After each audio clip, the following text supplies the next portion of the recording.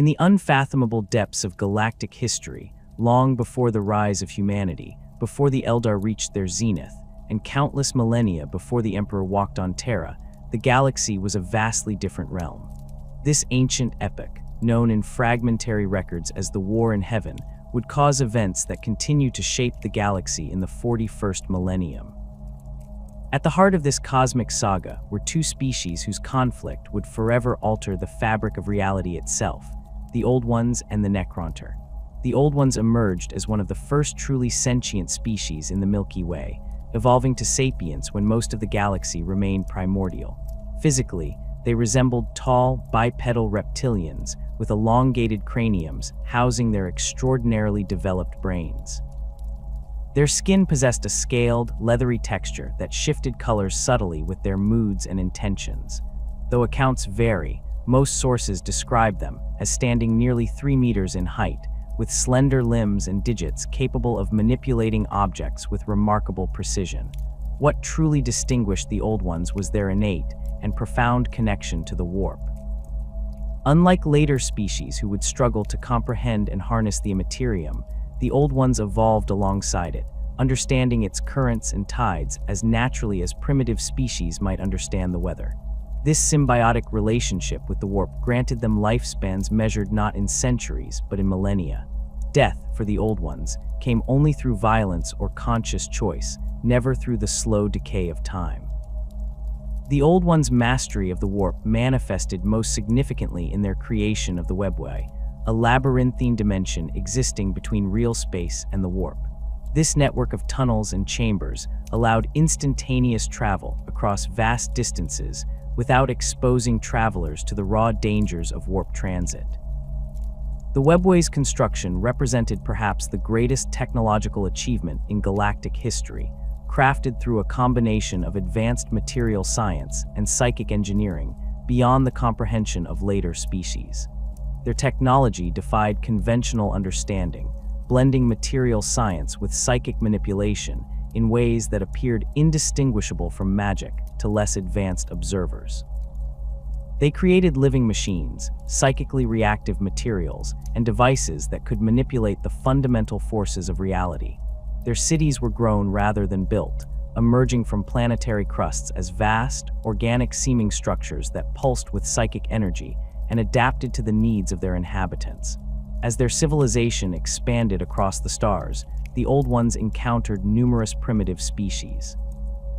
Rather than conquering or destroying these emerging civilizations, they frequently assumed the role of mentors and guides. Their approach to these younger races varied. Sometimes they merely observed, other times they subtly directed evolutionary paths, and occasionally they actively intervened to accelerate development. This pattern of stewardship would eventually include species like the Eldar and the Krork, though these creations lay far in the future from the time of their first stellar expansion. While the Old Ones spread their benevolent influence across one region of the galaxy, a very different species was emerging on a harsh, radiation-blasted world circling an unstable star. This world, whose true name has been lost to time, but is often called Necrontyr Prime in Imperial texts, orbited a violently active star in a system near the galactic core. The planet's surface was constantly bombarded with deadly radiation, creating an environment where life struggled to take hold, much less thrive. Against all odds, life did emerge on this hostile world, eventually evolving into the humanoid species known as the Necrontyr. Their bodies were ill-suited to their environment, with cellular structures highly vulnerable to the radiation that saturated their homeworld. The average Necrontyr lived a brief, pain-filled existence, rarely exceeding 40 years. Their skin was thin, pallid, and prone to cancerous growths. Their organs frequently failed, and genetic deformities were commonplace. Physical pain was such a constant companion that Necrontyr medicine focused more on pain management than on curing the underlying conditions that plagued them. This biological suffering shaped Necrontyr psychology and culture in profound ways. They developed an obsession with death, permanence, and legacy. Their architecture emphasized durability and timelessness. Massive stone monuments and vast tomb complexes dominated their cities. Necrontyr art depicted scenes of suffering, transcendence, and immortality, often rendered in materials chosen specifically for their resistance to decay. Their writing system used pictograms carved into metal or stone, designed to withstand the ravages of time far beyond the lifespan of any individual. Family dynasties formed the backbone of Necrontyr society, with genealogical records maintained with fanatical precision. Since individual lives were so brief, continuity through bloodlines became paramount. A complex system of inherited titles, responsibilities, and feuds developed, with some dynastic conflicts spanning hundreds of generations. These dynasties competed fiercely for resources, territory, and status, though they would unite against external threats when necessary. Despite the harshness of their existence, or perhaps because of it, the Necrontyr achieved remarkable technological advancement. They developed sophisticated metallurgy, energy systems, and propulsion technologies that eventually allowed them to leave their punishing homeworld and establish colonies on more hospitable planets within their system. Their first interstellar ships were slow by later standards, but represented a monumental achievement for a species whose individual members rarely lived long enough to see major projects completed. As the Necrontyr expanded beyond their home system, they established a growing interstellar empire governed by a complex political structure. At its apex stood the Triarch, a ruling council of 3 pharaohs who guided the empire's expansion and mediated disputes between the increasingly powerful dynasties. The Triarch maintained cohesion in an empire fragmented by distance and dynastic rivalries, establishing a code of laws and traditions that all Necrontyr were expected to honor. Among the members of the Triarch, one figure emerged as particularly significant, Zarek, who would later be known as the Silent King. Even in these early days, Zarek demonstrated political acumen and strategic vision that set him apart from his peers. He recognized that the fractious nature of Necrontyr society threatened their survival and worked to strengthen central authority while carefully balancing the ambitions of the various dynasties. Under his guidance, the Necrontyr expanded their territory and technological capabilities at an accelerated pace. Zarek implemented a system where dynasties could compete for glory and resources through controlled conflicts and achievements rather than open warfare. He established grand construction projects that spanned multiple star systems, redirecting the Necrontyr's competitive nature toward collective advancement.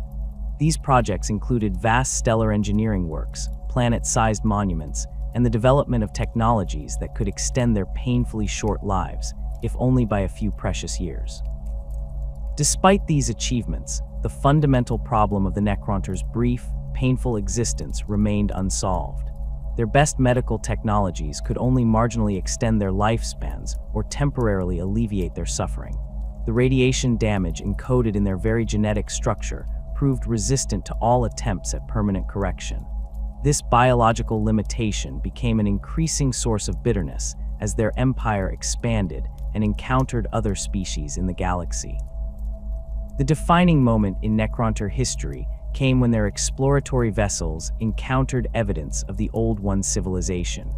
Initial observations revealed a species that appeared to live in perfect health for thousands of years, a concept almost incomprehensible to the short-lived Necrontyr. Further investigation confirmed what must have seemed an unbearable truth.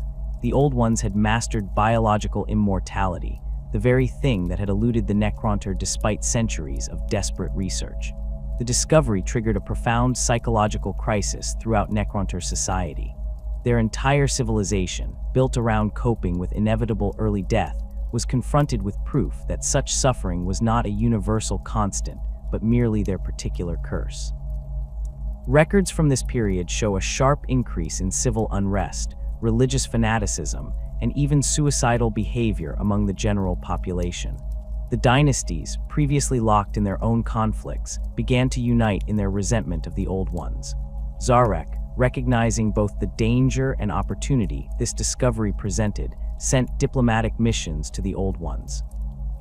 These emissaries carried a simple request: would the ancient species share their secrets of longevity with the suffering Necrontyr? The exact nature of the Old Ones' response has been lost to history, but the outcome is clear: they refused. Whether they declined due to principle, practicality, or simple indifference remains unknown, but their rejection sealed the fate of both civilizations. Some accounts suggest the Old Ones recognized something dangerous in Necrontyr psychology, a bitterness and capacity for hatred that might make immortality a dangerous gift to bestow upon them. Others indicate that the Old Ones simply determined that the Necrontyr's physiology was incompatible with their life extension techniques, which relied heavily on innate psychic potential that the Necrontyr notably lacked. Whatever their reasoning, the Old Ones' refusal was received as the ultimate insult by the Necrontyr leadership. Zarek returned to his people with news of the rejection, but rather than allowing this to fracture his empire, he channeled the collective outrage into a unifying force. For the first time in their history, the quarrelsome dynasties found themselves united by a common enemy. The resentment that had been simmering since the discovery of the Old Ones' longevity crystallized into outright hatred. Public rhetoric shifted dramatically, with the Old Ones portrayed not as potential saviors, but as selfish hoarders of immortality who had deemed the Necrontyr unworthy of their gifts. This period saw a significant militarization of Necrontyr society. Resources previously dedicated to tomb construction and life extension research were diverted to weapons development and shipbuilding. The dynasties competed to contribute to the war effort, developing increasingly deadly technologies to deploy against their new enemy. The Necrontyr, masters of material science and energy manipulation, created weapons capable of destroying planets and disrupting the very fabric of space-time. As preparations for war intensified, the Necrontyr studied their intended targets with methodical precision. They observed the Old Ones' settlements, mapped their webway routes where possible, and analyzed their psychic technologies for potential weaknesses. They recognized that despite their technological advancements, they faced an enemy with vastly greater experience and capabilities. The Old Ones' mastery of the warp gave them advantages in transportation, communication, and certain forms of warfare that the Necrontyr couldn't match. This strategic disadvantage led the Necrontyr to search for allies or assets that might help level the playing field. Their attention turned to unusual phenomena they had observed during their stellar explorations, entities that appeared to exist within stars themselves. These beings, composed of living energy and possessing intelligence far beyond mortal comprehension, would soon play a pivotal role in the conflict to come.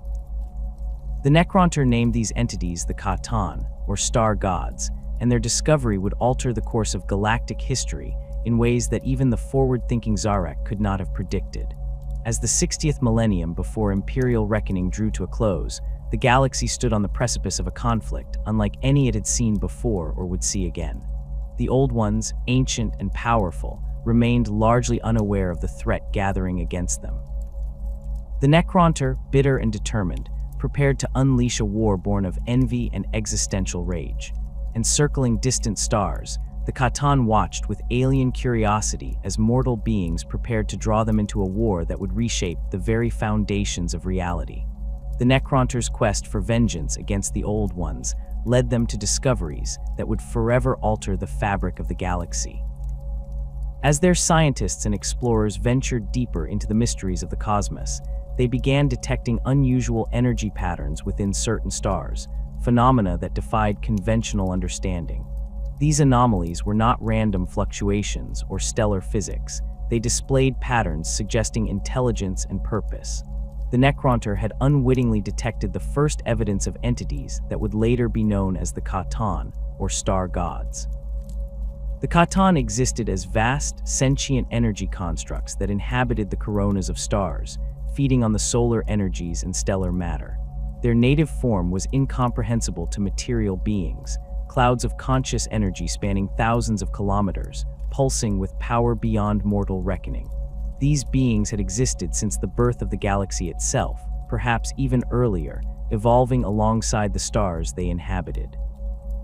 Unlike the Old Ones who had mastered the Imperium, the Katan were creatures purely of the Materium, with no presence or even awareness of the warp.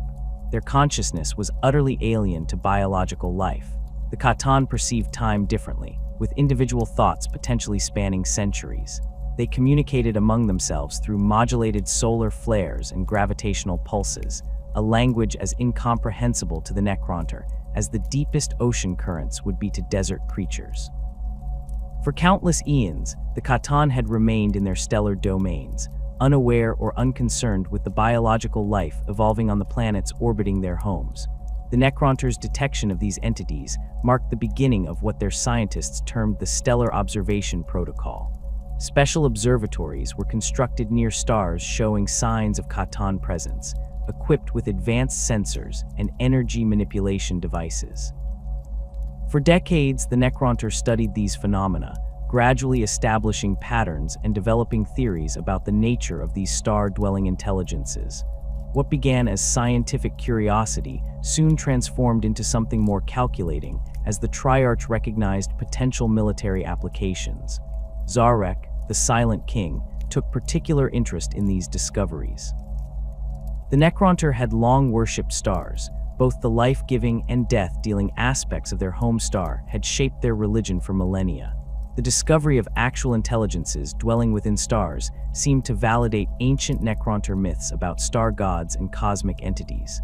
Zarek recognized that such beings, if they could be communicated with or controlled, might provide the advantage needed against the old ones. The breakthrough came when Necrontyr scientists developed a method to communicate with these stellar entities. Using precisely calibrated energy emissions, they created patterns that mimicked the Catan's own communication methods. The first successful contact occurred in a red giant star near the edge of Necrontyr space. The entity responded to the signals, adjusting its own energy patterns to establish a primitive form of dialogue. The Necrontyr were communicating with a god. These early communications were limited and abstract, focusing on mathematical concepts and energy patterns rather than language as biological beings understood it.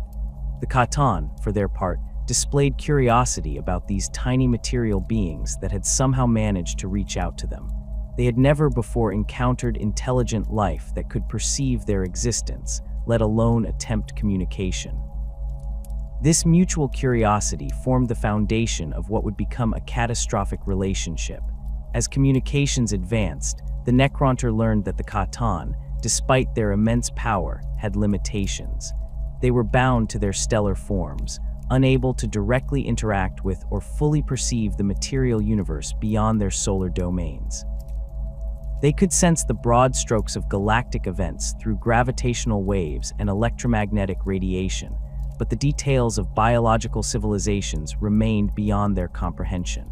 This limitation fascinated the Necrontyr scientists, who began theoretical work on how these entities might be granted greater interaction with the physical world. The solution came in the form of necrodermis, or living metal. This remarkable substance, developed through centuries of Necrontyr metallurgical research, possessed unique properties that allowed it to respond to specific energy patterns and take on virtually any physical configuration. Originally created for advanced construction and medical applications, necrodermis could be programmed at the atomic level to change shape, repair damage, and channel energy with unprecedented efficiency.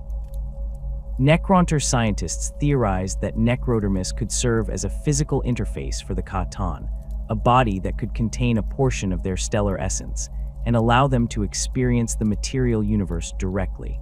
The proposal was presented to the Catan through their established communication methods, along with detailed explanations of what such bodies would allow them to experience. The concept of direct interaction with the material universe intrigued the Catan, who had never known existence beyond their stellar prisons.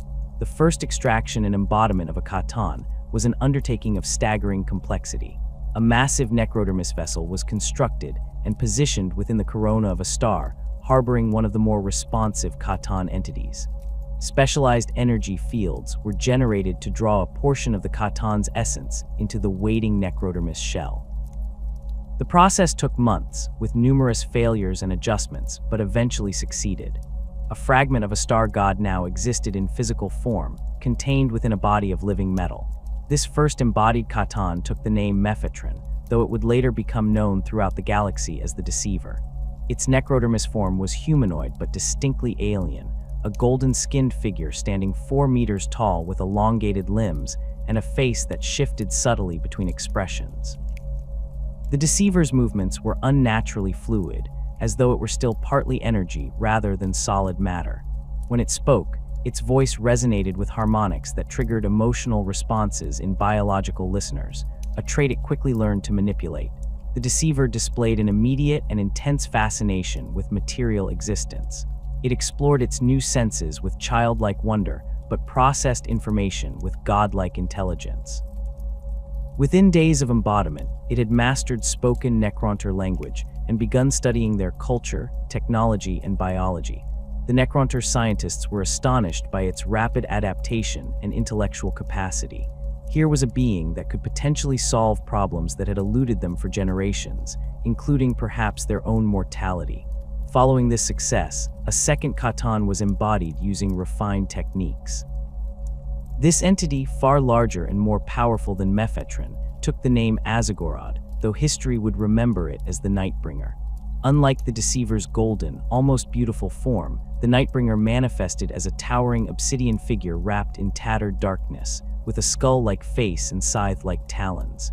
Where the Deceiver inspired awe and fascination, the Nightbringer triggered primal terror in all who beheld it, a reaction it seemed to relish. The Nightbringer's temperament differed markedly from the Deceiver's. Where Mephitron was curious and subtle, Azagorod was direct and overtly malevolent. It showed little interest in Necrontyr culture beyond their concepts of death and warfare. The scientists and dignitaries who worked with the Nightbringer reported disturbing dreams and waking hallucinations after prolonged exposure to its presence. Some committed suicide, leaving notes describing unbearable visions of cosmic darkness and universal extinction. Despite these concerning signs, the embodiment program accelerated. The Triarch, seeing the potential these beings offered against the Old Ones, authorized the creation of more necrodermis bodies and the contacting of additional stellar entities. Over the following decades, dozens of Catan were given physical form, each with unique aspects and personalities. Some took names from Necrontyr mythology, while others created identities entirely new to material existence.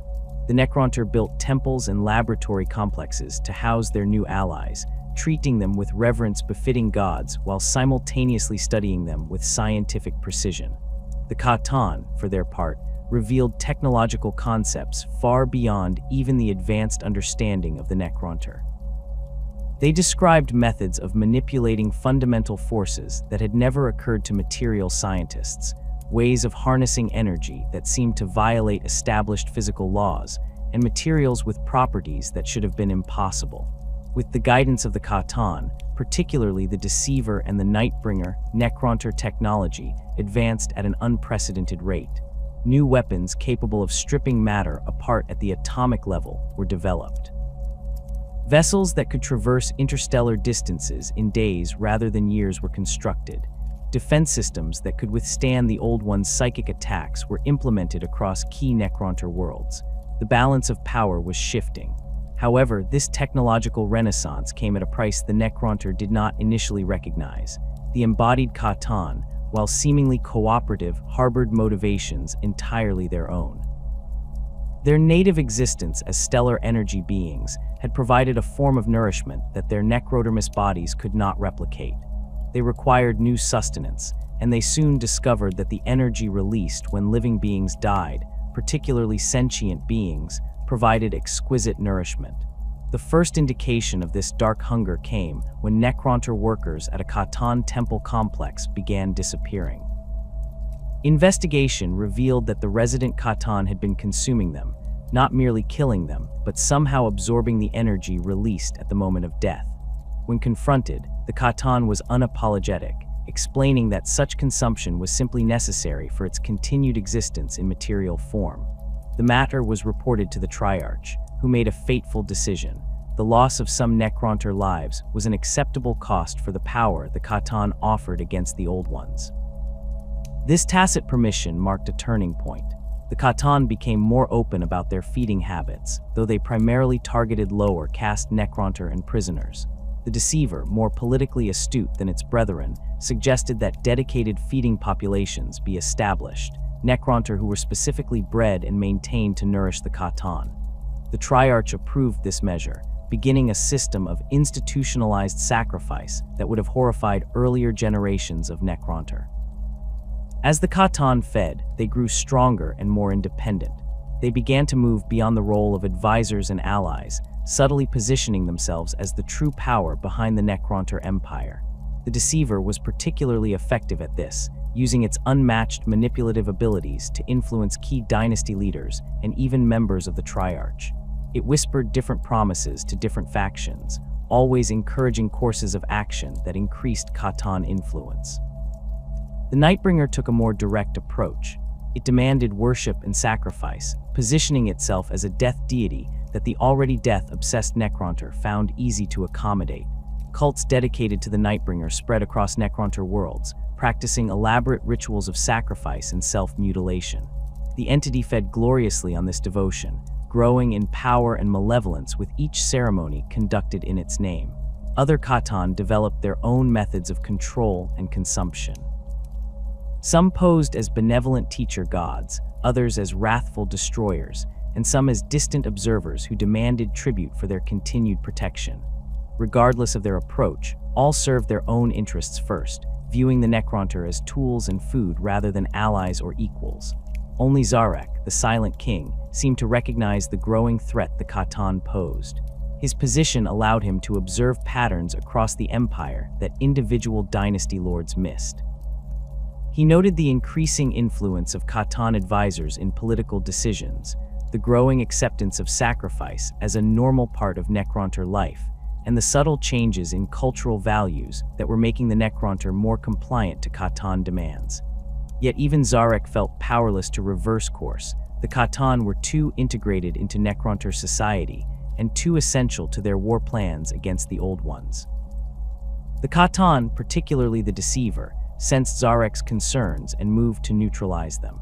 In private audiences, Mephitron presented the Silent King with visions of victory against the Old Ones and solutions to the Necrontyr's age-old mortality problem.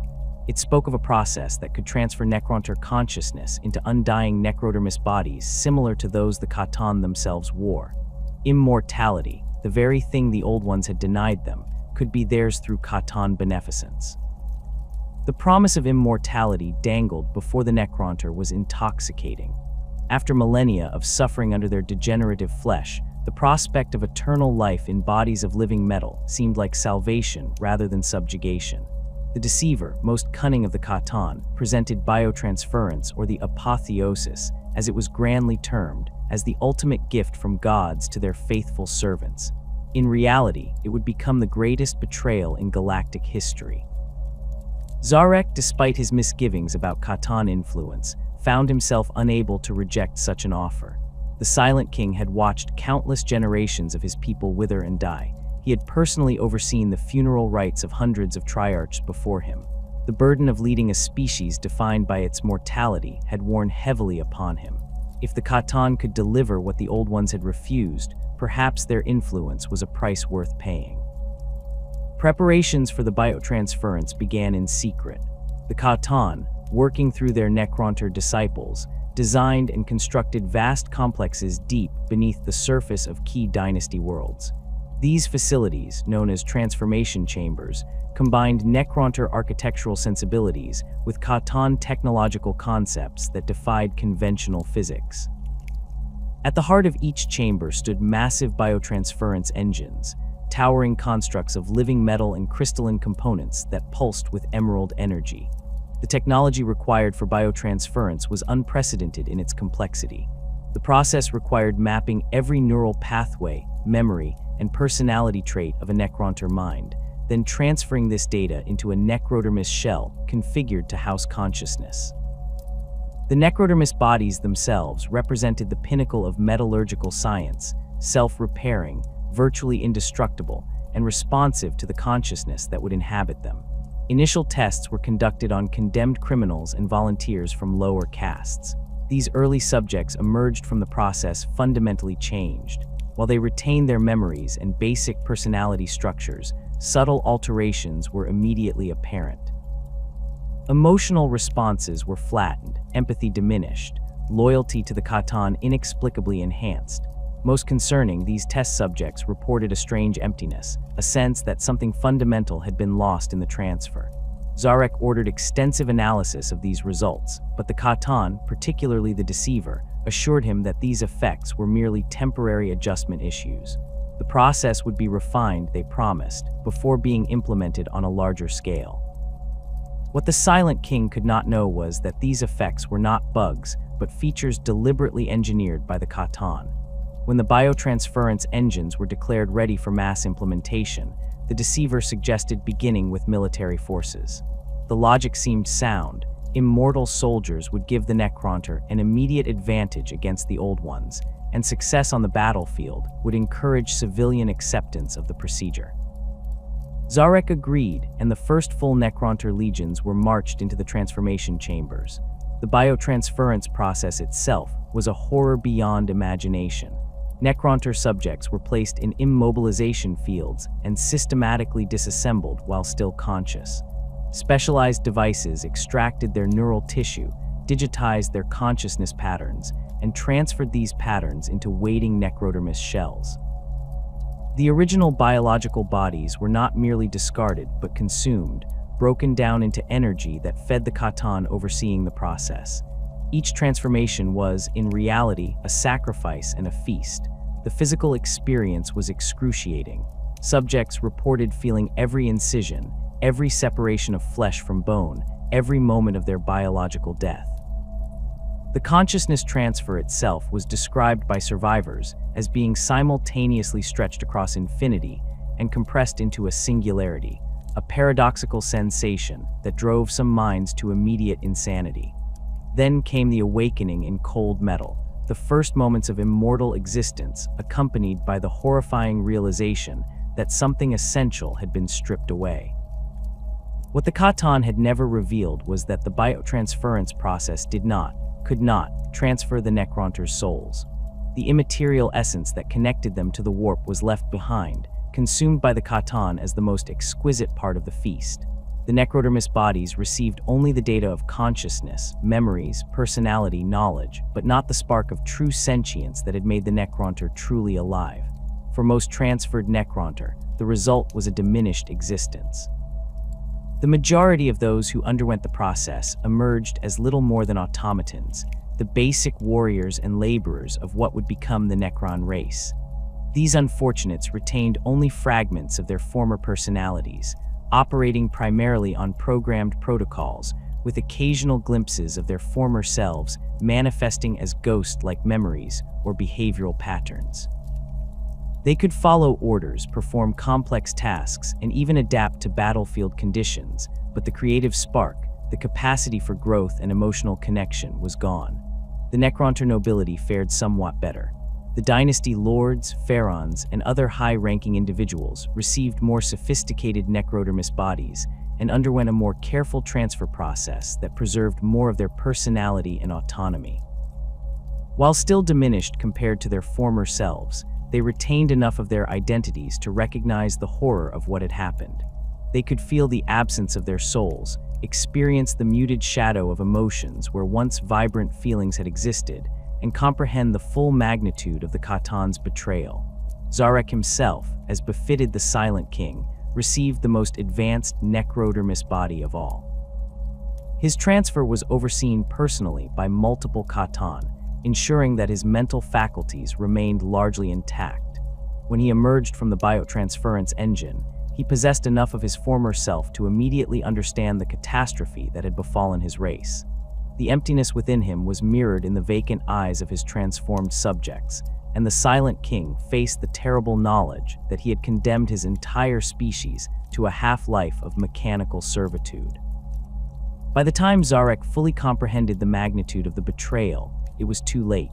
The biotransference had been implemented across the Necrontyr Empire with ruthless efficiency. Entire populations had been processed through the transformation chambers, emerging as the first generation of what would now be called Necrons. The living Necrontyr civilization, with all its flaws and suffering, had been systematically erased and replaced with a race of soulless metal constructs. The post-biotransference hierarchy established itself quickly, largely mirroring the former Necrontyr social structure, but with significant modifications. At the apex stood the pharaohs, former heads of the great dynasties who retained the most complete personalities and greatest autonomy. Their necrodermis bodies were masterpieces of Khatan technology, adorned with dynastic symbols and equipped with the most advanced weaponry and systems. They commanded vast territories and legions of lesser Necrons, ruling through command protocols hardwired into their subjects. Below the pharaohs were the Necron overlords, former nobles and military commanders who governed individual worlds or fleets. Their consciousness transfer had been prioritized above the common citizens, but below the dynasty heads, resulting in personalities that were functional, but often obsessive or one-dimensional. Many overlords became fixated on particular aspects of their former lives, military conquest, scientific research, or artistic collection, pursuing these interests with a machine-like single-mindedness that bordered on programming. The Necron lords formed the next tier, serving as lieutenants to the overlords and pharaohs.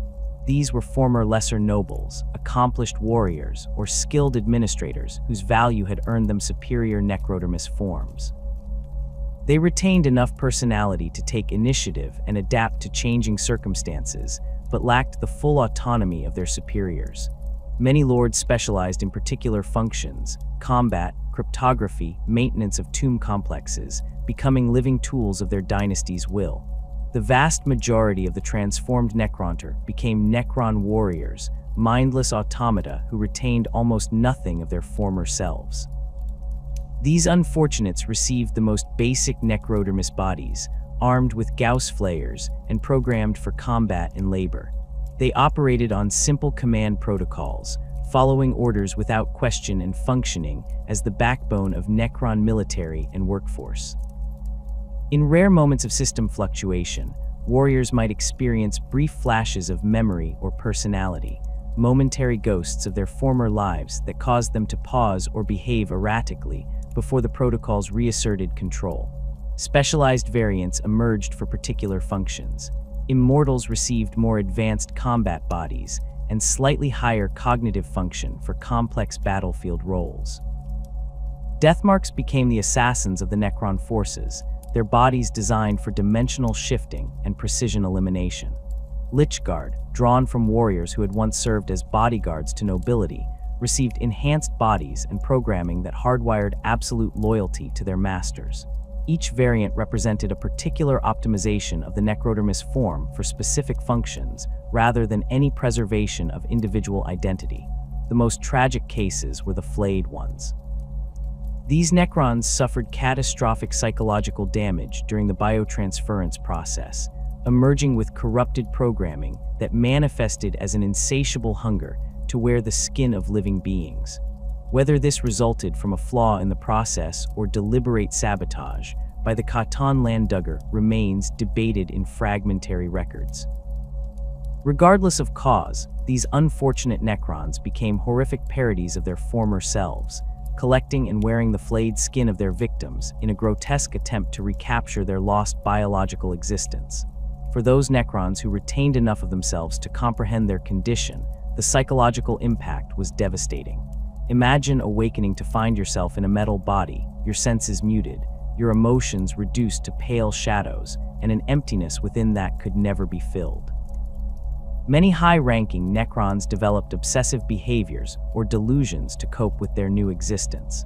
Some pretended they could still taste food or feel physical sensations. Others developed elaborate rituals that mimicked their former biological lives, going through the motions of eating, sleeping, or even reproduction with mechanical precision, but no actual function. The most aware Necrons experienced a profound existential horror. They had traded a short, painful existence for an eternal half-life. They could not truly feel, could not connect with the universe around them, could not even properly die. Suicide was impossible. The self-repair protocols of necrodermis bodies would restore them from almost any damage. Some Necrons attempted to destroy themselves completely, only to awaken in repaired bodies with the memory of their failed attempt added to their burden of consciousness. Zarek, fully aware and racked with guilt, faced the consequences of his decision. The Khatan, no longer bothering to maintain their pretense of partnership, began openly treating the Necrons as servants rather than allies. The star gods grew fat on the energy they had harvested during the biotransference, their power now vastly greater than before.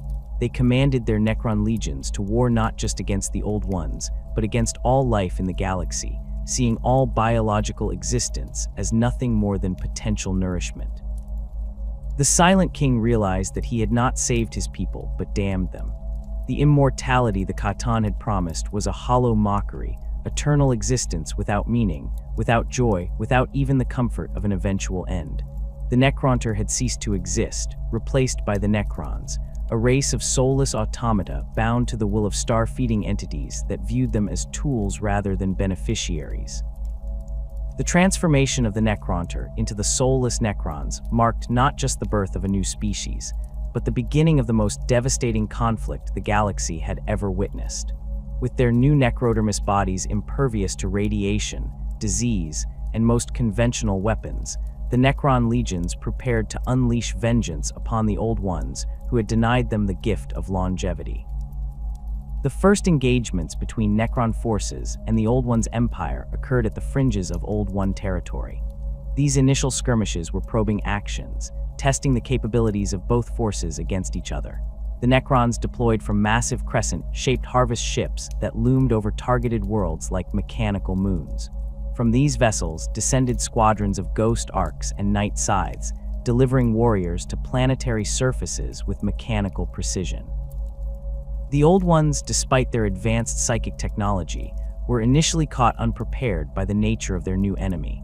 Their weapons, many designed to affect biological systems or manipulate the warp, proved ineffective against the necrodermis-clad attackers.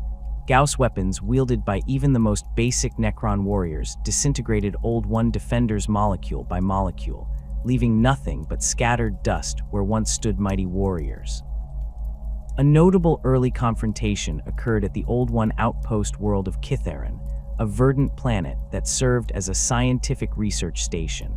When the Necron forces of the Sarek dynasty materialized on the surface, the Old One defenders attempted to use their standard psychic defenses, reality warping fields that would have torn apart biological invaders. These energies washed harmlessly over the Necron warriors, who advanced in perfect lockstep through the defensive perimeters, their glowing green eyes fixed on their targets with machine-like focus. The massacre that followed established a pattern that would repeat across countless worlds. The Old Ones, accustomed to facing biological adversaries susceptible to fear, pain, and exhaustion, found themselves against an enemy that experienced none of these limitations. Necron warriors continued fighting even when severed at the waist, their upper bodies dragging themselves forward to continue firing, while self-repair protocols slowly reconnected their separated parts. More disturbing to the Old Ones than the warriors were the Catan themselves, who occasionally manifested on battlefields to devastating effect. During the assault on Kithaeron, the Nightbringer descended personally upon the central research facility. Witnesses described reality itself seeming to darken around the obsidian figure as it moved through the Old One defenders. Those who met its gaze died instantly, their bodies crumbling to dust as something essential was drawn from them. The few survivors spoke of feeling an ancestral terror in the entity's presence, as though the concept of death itself had taken physical form. The Old One's leadership, gathered in their hidden sanctums deep within the webway, analyzed the reports from these early defeats with growing alarm. They recognized that the Necrons represented something unprecedented, not merely a new enemy, but a fundamental threat to the ordered universe they had helped shepherd for millions of years.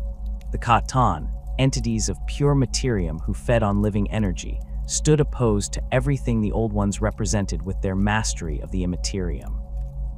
Strategic assessment led the Old Ones to a sobering conclusion. Direct confrontation with Necron forces on equal terms would lead to defeat. The Necrons' technological advantages in conventional warfare, their indestructible bodies, their superior firepower, their ability to phase in and out of reality, made traditional battlefield tactics suicidal. Furthermore, each defeat strengthened the Catan, who fed on the deaths of the Old One's forces. This realization prompted a strategic withdrawal from exposed positions across the galaxy. The Old Ones abandoned numerous outpost worlds and research stations, pulling their populations and valuable technologies back to core worlds with enhanced defenses. These fortress worlds were selected for their strategic positions and connectedness to the webway, allowing Old One forces to move between them without risking interception by Necron fleets in real space.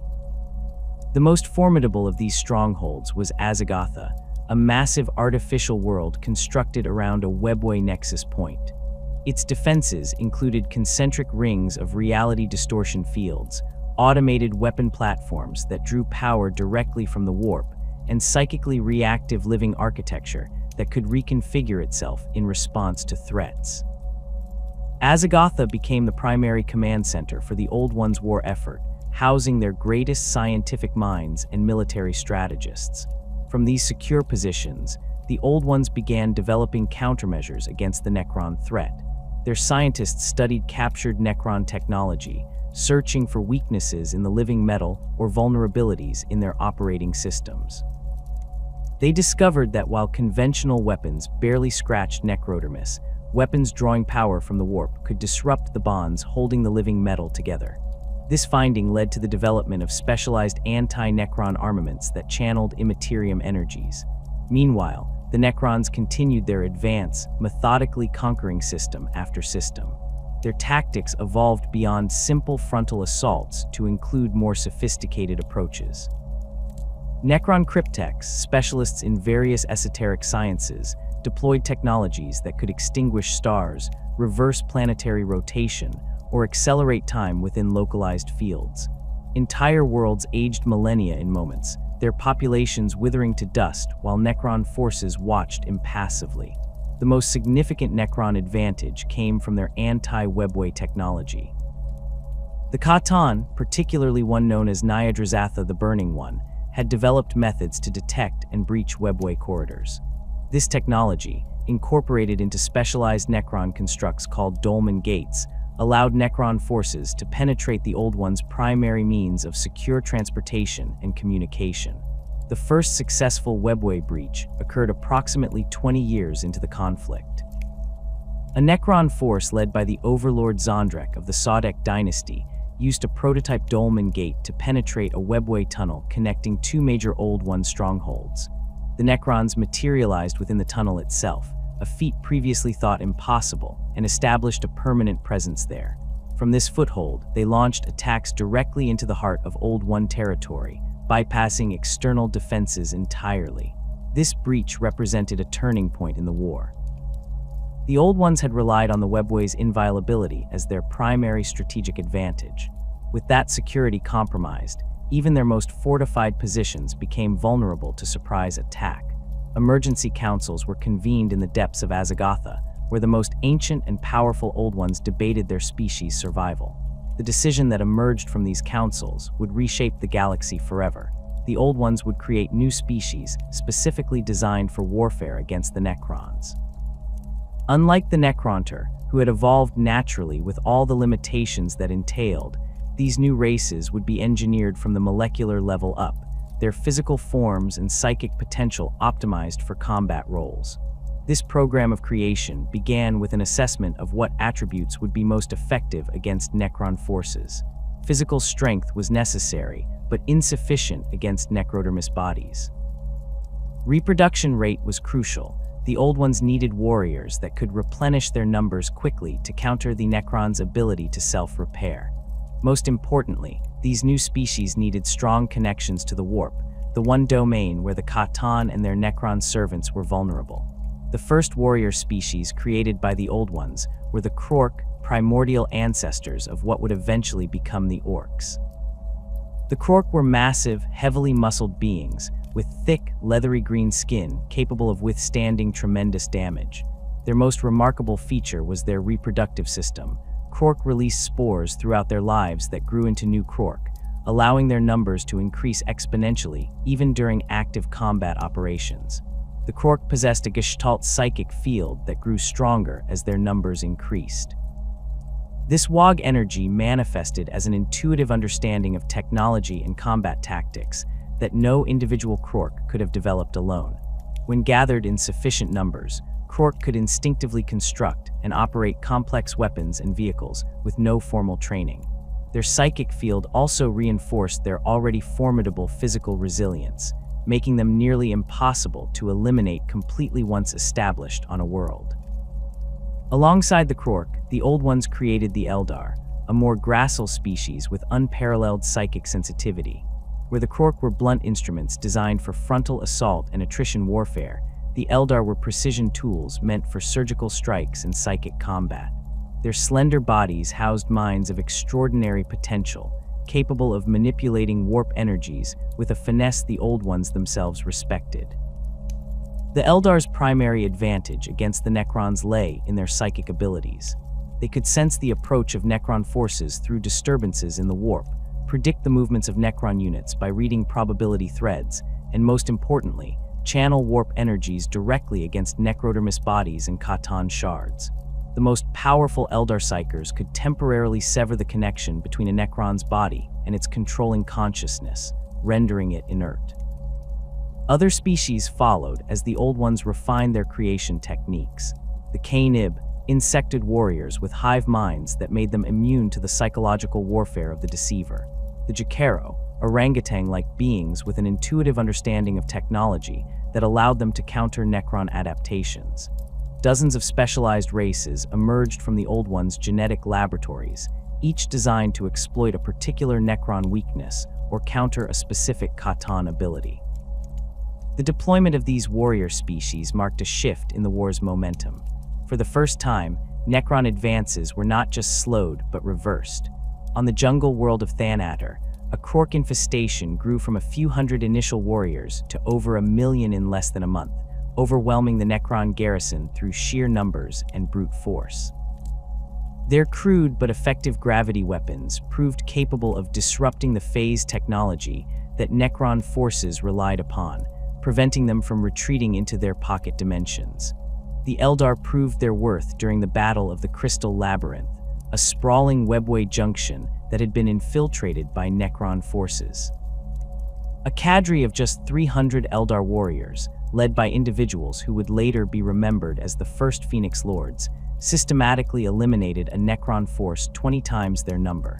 They moved through the crystalline corridors like ghosts, appearing and disappearing at will, their weapons leaving trails of disrupted reality that prevented Necron's self-repair protocols from functioning.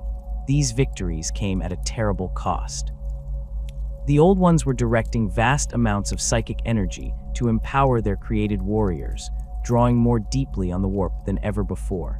This unprecedented level of psychic activity began to have effects on the Imperium itself. The once calm sea of potential began to develop currents and eddies, the first stirrings of what would eventually become the Chaos Gods. The Necrons and their Catan masters responded to these setbacks with escalating brutality. Entire star systems were consumed by the Catan, their life energy converted into weapons of unimaginable power. The Breath of the Gods, a device created by the Catan known as Mephitron the Deceiver, could accelerate the life cycle of stars, causing them to go supernova on command. The resulting destruction cleared whole sectors of Old One influence and their created warriors. The Dolmen Gate technology continued to advance, allowing for larger and more precise webway breaches.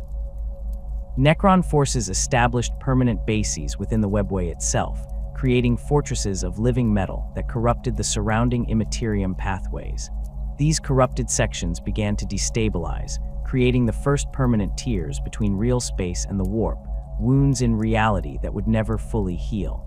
As the war expanded across the galaxy, the Old Ones found themselves fighting on two fronts. Against the Necrons and Catan in real space, and against the growing instability of the warp itself. Their created warriors proved effective against the first threat, but inadvertently worsened the second. The psychic emanations of billions of Krork, Eldar, and other psychically active species churned the warp into increasingly turbulent patterns. The first warp predators began to emerge, not yet the coherent entities that would later be known as demons, but formless hunters drawn to the psychic light of living minds. These entities found the Old Ones particularly appetizing, their ancient and powerful minds shining like beacons in the Imperium. Several prominent Old One leaders fell not to Necron Gauss weapons, but to possession by these warp entities, their bodies transformed into grotesque vehicles for alien intelligences. As the war in heaven escalated beyond anything the galaxy had previously witnessed, the Old Ones recognized that conventional military tactics would prove insufficient against the Necron threat. Their initial defensive measures and tactical withdrawals had bought precious time, but a more permanent solution was required. The creation of specialized warrior races had begun with the Krork and Eldar, but these were merely the first iterations of what would become a comprehensive biological arsenal spanning the galaxy. The Krork, proto-ancestors of the modern orcs, were engineered with remarkable biological resilience. Standing significantly taller than their orc descendants, often reaching heights of 12 to 15 meters, the Krork possessed not only immense physical strength, but also a sophisticated innate understanding of technology. Their bodies featured integrated armor composed of a symbiotic fungal material that hardened upon exposure to combat stimuli, forming plates comparable to advanced ceramite in their protective capabilities. This armor was not merely defensive, but incorporated advanced weapon systems that grew more sophisticated as the Krork gathered in greater numbers. Unlike the modern orcs, whose technological understanding has devolved into a crude, instinctive knowledge, the Krork possessed genuine technical sophistication. Archaeological evidence from this period shows Krork void craft with gravitic systems and reality distortion engines that rivaled Necron technology in complexity, if not raw power. Their weapons combined advanced principles of gravitational manipulation with psychic amplification, creating tools perfectly suited to disrupt the phase-shifting capabilities of Necron warriors. The reproductive cycle of the Krork represented perhaps their most strategically valuable trait. Old One geneticists engineered them to release specialized spores throughout their lives, with production increasing dramatically upon death. These spores, resistant to radiation, vacuum, and most forms of sterilization, could lie dormant for centuries before activating under suitable conditions. This meant that once Krork were deployed to a world, their presence became virtually impossible to fully eradicate, a critical advantage against the methodical but ultimately limited numbers of the Necron forces. The true genius of the Krork design lay in their psychic gestalt field. While individual Krork possessed only modest psychic abilities, their collective consciousness generated an energy field that strengthened proportionally with their numbers. This field served multiple functions. It accelerated their already prodigious healing, enhanced their technological intuition, and most importantly, disrupted the quantum-level programming of nearby Necron units. Large Krork armies could literally cause Necron warriors to malfunction through proximity alone, their green-tinged psychic field interfering with the command protocols binding the Necron consciousness to their necrodermis bodies. Deployment of the Krork followed a specific pattern.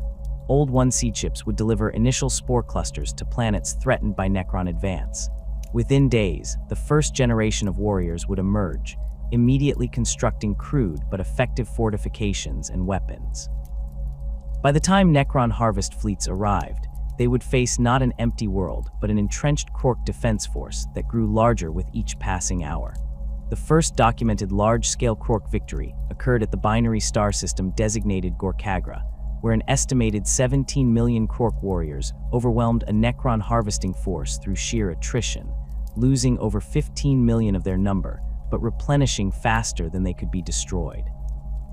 While the Krork represented the Old One's answer to the Necrons' numerical advantage and resilience, the Eldar were created as a counterpoint to the C'tan themselves.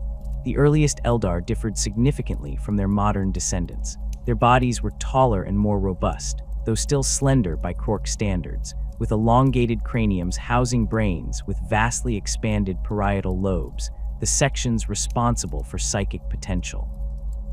Their skin contained chromatophores allowing limited chameleonic abilities, while their eyes could perceive not only the visible spectrum, but also psychic emanations. The Eldar's most defining characteristic was their unparalleled connection to the warp. Where the Krork's psychic abilities were collective and instinctive, the Eldar possessed precise, individual control over immaterium energies. An Eldar could shape the warp with the same dexterity a sculptor shapes clay, creating effects that ranged from subtle probability manipulation to devastating reality-sundering attacks. This precision made them ideal for targeting the Catan, whose material nature made them vulnerable to warp-based assaults that bypassed their physical defenses. The Old Ones designed the Eldar social structure to maximize their effectiveness against the Necron threat. Small cadres of Eldar warriors, typically numbering between 50 and 200 individuals, would operate independently behind enemy lines, guided by Farseers whose psychic precognition allowed them to navigate the tangled threads of potential futures. These cadres specialized in targeting cryptechs, Necron lords, and occasionally Catan shards, disrupting the command structure of Necron forces rather than engaging their numberless warriors directly. The Eldar's most valuable contribution to the war effort came through their ability to navigate and manipulate the webway. Their innate psychic sensitivity allowed them to detect subtle fluctuations that indicated Necron intrusion attempts, sealing breaches before they could fully form. Specialized Eldar known as Pathfinders could even redirect webway tunnels during transit, leading pursuing Necron forces into carefully prepared ambushes or dead-end passages that would be collapsed behind them. The Battle of the Obsidian Vale demonstrated the devastating potential of Eldar warriors at their peak. A force of just 73 Eldar, led by a psyker whose name translates roughly as "she who sees beyond the veil," penetrated the command tomb of the Ogdobic dynasty. Using psychic techniques that rendered them imperceptible to Necron sensors, they reached the central command node, where a Catan shard of the Deceiver was directing operations. The resulting confrontation ended with the Catan shard temporarily banished, and the dynasty's command protocols disrupted for nearly a century of real space-time. Beyond these two primary warrior races, the Old Ones created numerous specialized species to fulfill specific tactical roles. Among the most notable were the Jacaro, simian creatures with orange fur and an intuitive understanding of technology that bordered on the supernatural. Standing roughly the height of a human child, Jacaro possessed 6-fingered hands of extraordinary dexterity and brains, specialized for understanding mechanical and energy systems. The Jacaro were not frontline combatants but technological countermeasures specialists.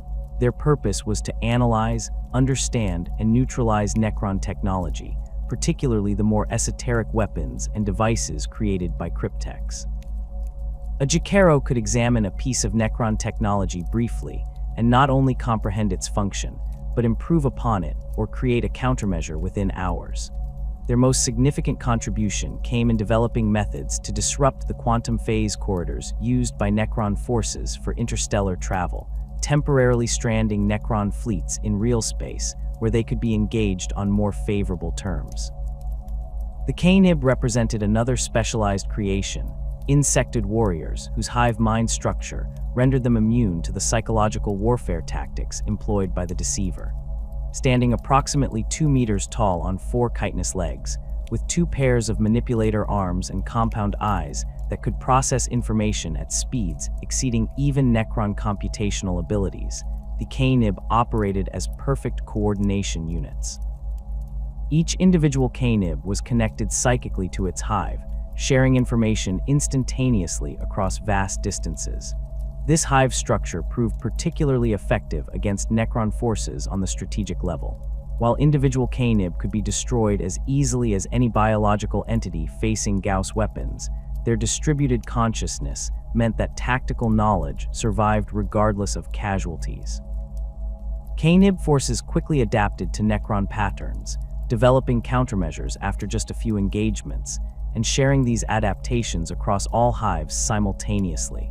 The Old Ones deployed Canib primarily as strategic analysts and coordination nodes, linking the activities of other warrior races into coherent campaign structures. Less well-documented but equally significant were the Ration, aquatic beings created specifically to combat Necron operations in oceanic environments. With streamlined bodies measuring up to 10 meters in length and specialized organs that could generate powerful electromagnetic pulses, the Ration could disable Necron units that ventured into liquid environments. Their most notable success came at the oceanic world of Narthex, where Ration colonies lured an entire Necron splinter fleet into the planet's deep trenches before generating a synchronized electromagnetic pulse that disabled the Necron forces long enough for them to be crushed by abyssal water pressure. The deployment of these warrior races followed a carefully orchestrated pattern, utilizing the Old One's mastery of the webway. Specialized chambers within the webway network served as breeding and training facilities, protected from direct Necron attack by layers of reality distortion fields and psychic barriers. From these secure locations, the Old Ones could rapidly deploy their created warriors to threatened worlds using webway gates. The logistics of this deployment system represented a marvel of ancient technology and psychic engineering. Webway corridors could be temporarily expanded to allow the transit of entire armies, then contracted to prevent pursuit. Specialized gates incorporated one-way translation protocols, allowing biological matter to pass through while blocking the living metal of Necron bodies. Some gates were designed to fragment and reassemble across multiple points, making it impossible for Necron forces to target a single location for counterattack. For worlds of particular strategic importance, the Old Ones established permanent garrisons comprising complementary warrior species. A typical defense force might include a corps of Krork heavy infantry, supported by Eldar strike teams for precision operations, K-Nib coordinators to maintain strategic coherence, and Jakero technical specialists to counter Necron technological advantages. These integrated forces proved far more effective than single-species deployments, combining the unique strengths of each created race while mitigating their individual weaknesses. The effectiveness of these warrior races forced a fundamental shift in Necron tactics. No longer could they rely on straightforward harvesting operations and the overwhelming technological superiority that had characterized the early war. The Khatan, particularly the Deceiver and the Nightbringer, began developing more sophisticated approaches to counter the Old One's biological arsenal. One such countermeasure was the development of specialized Necron death marks, snipers who existed partially out of phase with normal reality, capable of targeting and eliminating key individuals within the Old One's forces. Deathmarks prioritized the leadership elements of the warrior races, particularly the more psychically powerful Eldar and the coordinating nodes of K-Nib hives. By removing these critical components, they could significantly reduce the effectiveness of the Old One's armies without having to engage their full numbers. Another adaptation came in the form of Canoptech scarabs, swarms of beetle-like constructs designed specifically to counter the Krork's reproductive advantage. These mechanical swarms would seek out and consume Krork spores, converting their biomass into more scarabs through molecular disassembly. On worlds where this strategy was successfully implemented, the Krork's exponential growth could be effectively contained, allowing conventional Necron forces to engage them on more equal terms. The war's escalation through these measures and countermeasures spread to encompass nearly the entire galaxy. Star systems previously untouched by advanced life became battlegrounds as both sides sought to secure strategic positions and resources. The Old One's warrior races spread through webway deployment, while Necron tomb complexes activated on worlds long thought barren or uninhabited. The conflict's scale expanded beyond conventional understanding, with battles raging simultaneously across thousands of worlds. As the war intensified, the warp itself began to change in response to the unprecedented levels of psychic activity generated by the Old Ones and their created races. The once calm Imperium grew turbulent, developing currents and eddies that reflected the emotions and thoughts of the combatants. This transformation would eventually have consequences far beyond the immediate conflict, but in the short term, it provided the Old Ones with an unexpected advantage. The growing instability of the warp made it increasingly difficult for Necron forces to predict and intercept webway movements, as the underlying fabric of reality itself became less stable and more responsive to psychic manipulation. The transformation of the Khatan from stellar entities into necrodermis-clad gods marked the beginning of their ascension to unprecedented power. While the Deceiver and the Nightbringer were among the first and most prominent of these beings to take physical form, they represented merely a fraction of the full Khatan pantheon that would eventually dominate the galaxy alongside their Necron servants. The Void Dragon, perhaps the most powerful of all the Khatan, manifested in a form that inspired both awe and terror. Standing nearly 20 meters tall, its necrodermis body resembled a great serpentine dragon with scales that seemed to absorb light rather than reflect it. Where other Catan glowed with inner energies, the void dragon appeared as a slice of emptiness given form, its movements leaving momentary tears in reality that exposed the nothingness between dimensions. Its control over electromagnetic forces and technology was absolute. Machines in its presence would activate, deactivate, or reconfigure themselves according to its merest thought. Entire Necron armies could be empowered by its proximity, their living metal bodies functioning with greater efficiency and resilience when the dragon's shadow fell upon them. The Void Dragon's most devastating ability was its mastery of the fundamental forces that bound matter together. During the assault on the Old One fortress world of Calaxis, the dragon hovered above the battlefield and extended its consciousness into the planetary crust. Witnesses described how the very ground began to liquefy and reshape itself, mountains flattening and valleys rising to create a perfectly level plain that offered no cover for the defending forces. When the Old Ones deployed gravity manipulation technology to counter this effect, the dragon simply inverted the weapon's functions, causing them to implode and create localized singularities that consumed their operators. In contrast to the Void Dragon's cosmic majesty stood the Outsider, a Catan whose mental state could only be described as fractured. Its necrodermis form constantly shifted between shapes, sometimes appearing as a spindly humanoid figure with too many limbs, other times as a writhing mass of geometric shapes that defied Euclidean understanding.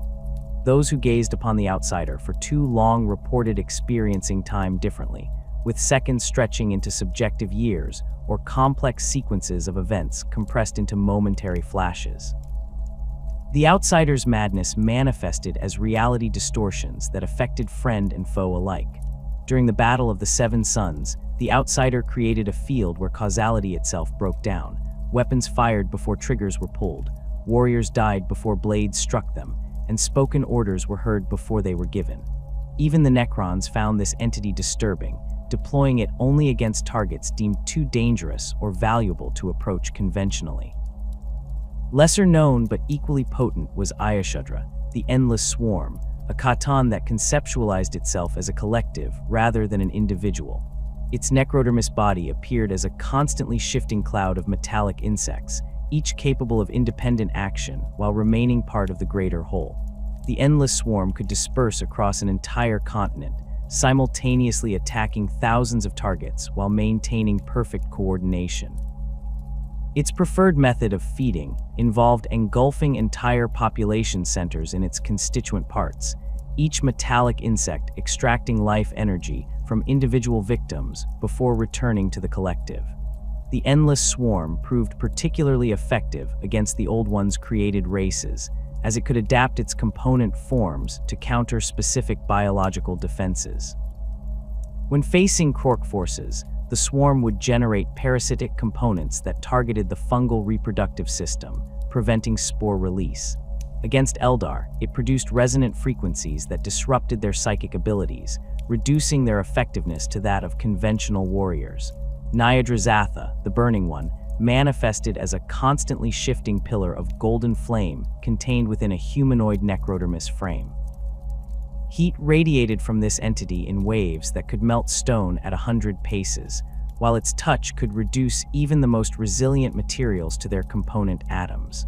The Burning One's greatest contribution to the war effort was its development of the Dolmen Gates, technology that allowed the Necrons to breach the Old One's webway network. By applying its unique understanding of dimensional boundaries, Nyadrazatha created methods to detect the subtle ripples in reality that indicated webway passages, then forced these dimensional doorways open through controlled application of thermal energy at quantum levels. The Burning One led the first major webway incursion personally, stepping through a prototype Dolmen Gate into a primary arterial passage of the Old One's transportation network. The psychically reactive material of the webway corridor began to blister and char in the Catan's presence, creating a permanent scar in the network that would never fully heal. This breach allowed Necron forces to bypass the Old One's outer defenses entirely, striking directly at previously secure strongholds and research facilities. Landugger, the Flayer, represented perhaps the most disturbing aspect of the Catan pantheon. Its necrodermis form appeared almost incomplete, a skeletal figure with exposed mechanical components and a face frozen in a silent scream. The Flayer's presence induced a peculiar hunger in both mechanical and biological entities nearby, a compulsion to strip away outer layers and expose what lay beneath. Necron warriors exposed to its influence for too long developed glitches in their command protocols, becoming obsessed with collecting and wearing the flayed skin of their victims in grotesque imitation of their former biological existence. The Flayer's most notorious deployment occurred at the Siege of Hydrak, an Old One biological research facility where new warrior species were being developed.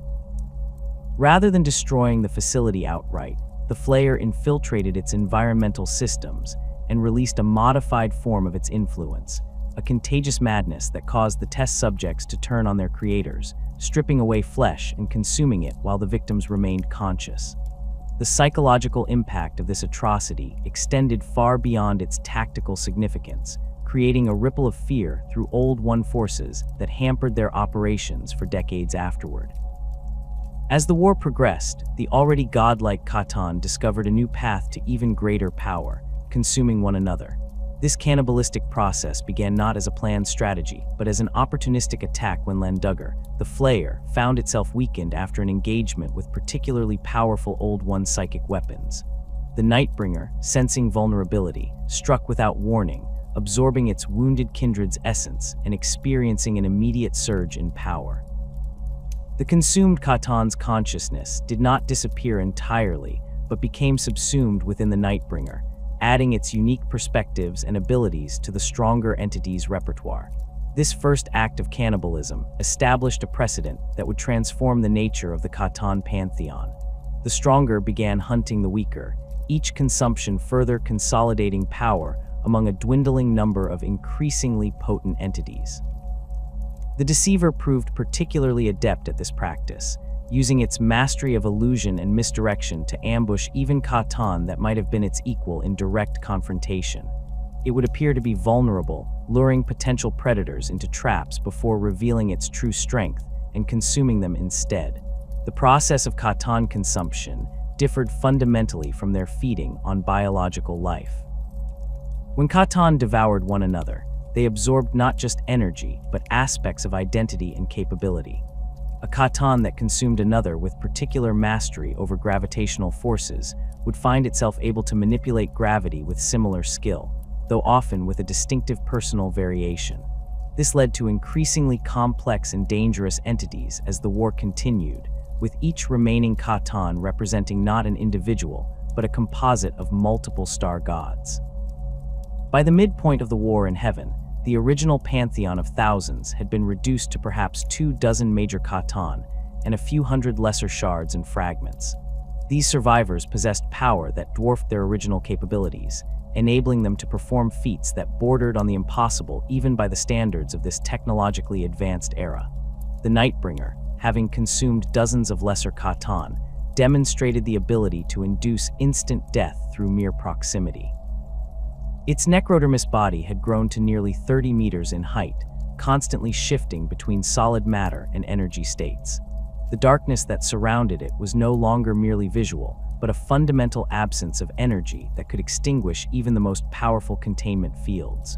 During the battle for the Webway Junction at Kaltyra, the Nightbringer passed through an Old One defensive line consisting of over 1,000 Quark elites and 17 Eldar psychic champions.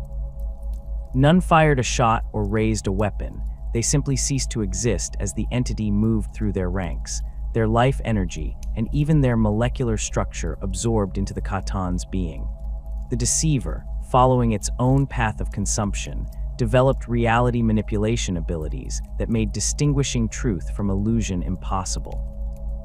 It could create perfect simulacra of individuals, locations, or even entire star systems, maintaining these deceptions across vast distances and multiple sensory spectra simultaneously. The Deceiver's most devastating application of this ability came at the Conclave of Ulthuan, where the Old Ones had gathered their greatest strategic minds to plan a counter-offensive. The Catan infiltrated the gathering by creating a perfect copy of the meeting location and gradually shifting the real participants into its fabricated reality. For 3 months, the Old Ones' leadership believed they were coordinating a massive military response, while in reality, they were isolated in a pocket dimension, issuing commands to forces that never received them.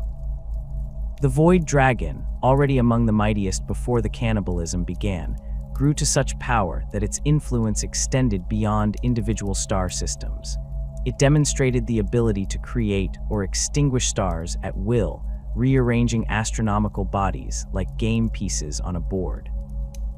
During the campaign against the Old One's stronghold in the Thanatos cluster, the dragon systematically extinguished 7 stars in a precise sequence, creating a gravitational cascade that pulled the cluster's worlds into new orbits.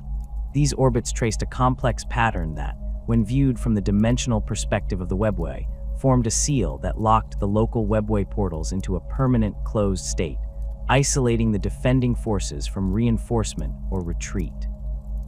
Perhaps the most terrifying development in Catan capabilities was their growing ability to rewrite the fundamental laws of physics within localized areas.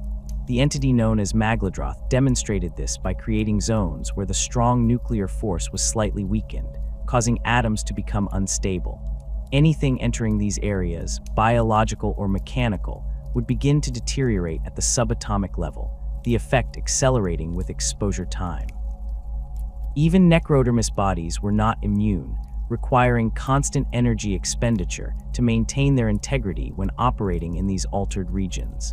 This ability to modify physical constants reached its apex with the development of what Necron records called God codes, mathematical formulae that, when implemented through specific technologies, could temporarily override standard physical laws across entire planetary systems. The most notorious of these was the seismic equation, a code that altered the relationship between mass and gravitational attraction, allowing the Catan to literally tear planets apart from their cores outward. The first deployment of this weapon against the Old One's sanctuary world of Tyr reduced a thriving ecosphere to an expanding cloud of debris in under an hour, killing billions of refugees and warrior constructs who had believed themselves safe behind the planet's formidable defenses. As the Catan's power grew through consumption and technological development, they began implementing longer-term strategies beyond immediate military objectives. Chief among these was the construction of the pylon networks, massive structures of living metal embedded into the crusts of thousands of worlds across the galaxy. These pylons, often standing hundreds of meters tall and extending kilometers below the surface, served a singular purpose: to separate the materium from the immaterium, weakening the Old One's connection to their primary power source. The most extensive pylon network was established on Cadia, a world positioned near a region of space where the boundary between reality and the warp was already naturally thin. The Cadian pylons were arranged in concentric rings covering much of the planet's surface, their black surfaces etched with glyphs that pulsed with emerald energy. When fully activated, these pylons projected a field that forced a strict separation between dimensions, making warp travel and psychic powers impossible within their influence. Similar but smaller networks were established on strategic worlds throughout the galaxy, creating zones where the Old Ones and their psychically active created races found themselves severely disadvantaged. The Eldar, whose combat effectiveness relied heavily on warp manipulation, were reduced to their physical capabilities alone when fighting near active pylons. Krork, bereft of their Gestalt field, became disorganized, their technological intuition failing as their connection to the warp was severed. The pylons represented more than tactical advantages, however. They formed part of a master plan conceived by the Catan to permanently reshape the galaxy to their preference. As beings of pure materium with no presence in the warp, the Catan found the immaterium's very existence distasteful. Their ultimate goal, revealed in fragments of ancient record, was nothing less than the complete separation of real space from the warp throughout the entire galaxy, a condition that would render the Old Ones powerless, while allowing the Catan to reign supreme over a universe bound solely by physical laws they could manipulate at will. This ambition demonstrated how far the Catan had evolved from their original nature as simply predatory stellar entities. They had developed a cosmic vision, a desire to reshape reality itself according to their preferences. Had they succeeded, the galaxy would have become a realm of perfect order, devoid of the chaotic potential represented by the warp, with all life existing merely to provide sustenance for the Catan's endless hunger. The implementation of this vision progressed steadily as the war in heaven reached its height. Thousands of worlds fell under Necron control, each subsequently fitted with pylon technology. The Old Ones found themselves increasingly confined to isolated strongholds and webway realms, as more and more of real space became hostile to their psychic nature. The created warrior races fought desperately to destroy or disable these pylons, recognizing them as an existential threat, but the living metal's self-repairing properties made permanent destruction nearly impossible without committing forces that could not be spared from other fronts.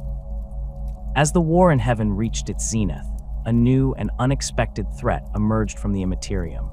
The Old Ones' extensive use of the warp to empower their created races had consequences far beyond their strategic calculations.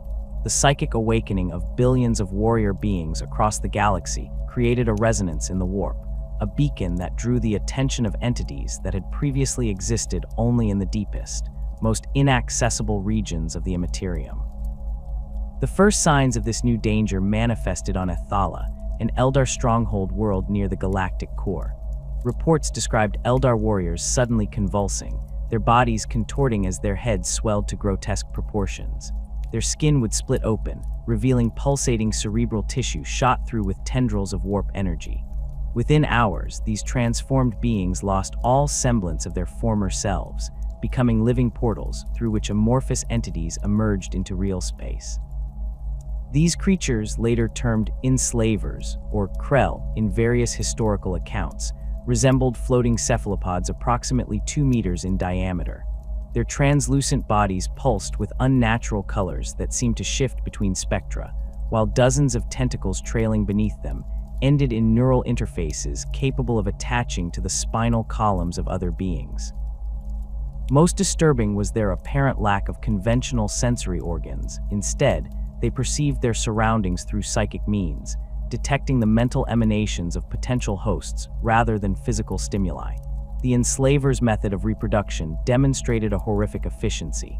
Once emerged through a possessed psyker, an enslaver would immediately seek out other psychically active beings, attaching its neural interfaces to their nervous systems.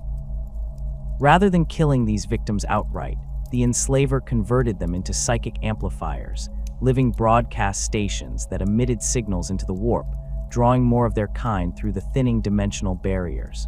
A single enslaver could, within days, transform an entire settlement into a massive gateway for its species. The Old Ones initially mistook these incursions for a new Catan strategy, responding with conventional military countermeasures. This misunderstanding proved costly, as standard weapons proved minimally effective against creatures that existed partially in the Imperium, even when manifested in real space. Energy weapons passed through their bodies with minimal effect, while physical projectiles caused damage that healed almost instantly, as the enslavers drew energy directly from the warp to repair themselves. The Necrons and their Catan masters observed these early enslaver outbreaks with scientific curiosity rather than alarm. As beings with no presence in the warp, neither the Necrons nor the Catan were vulnerable to direct enslaver possession. Indeed, the Catan found a certain ironic satisfaction in watching the Old Ones' psychic creations become vectors for a new enemy. The Deceiver, in particular, studied the phenomenon closely, recognizing potential strategic advantages in this unexpected development. This period of observation ended abruptly when the scale of the enslaver threat became apparent.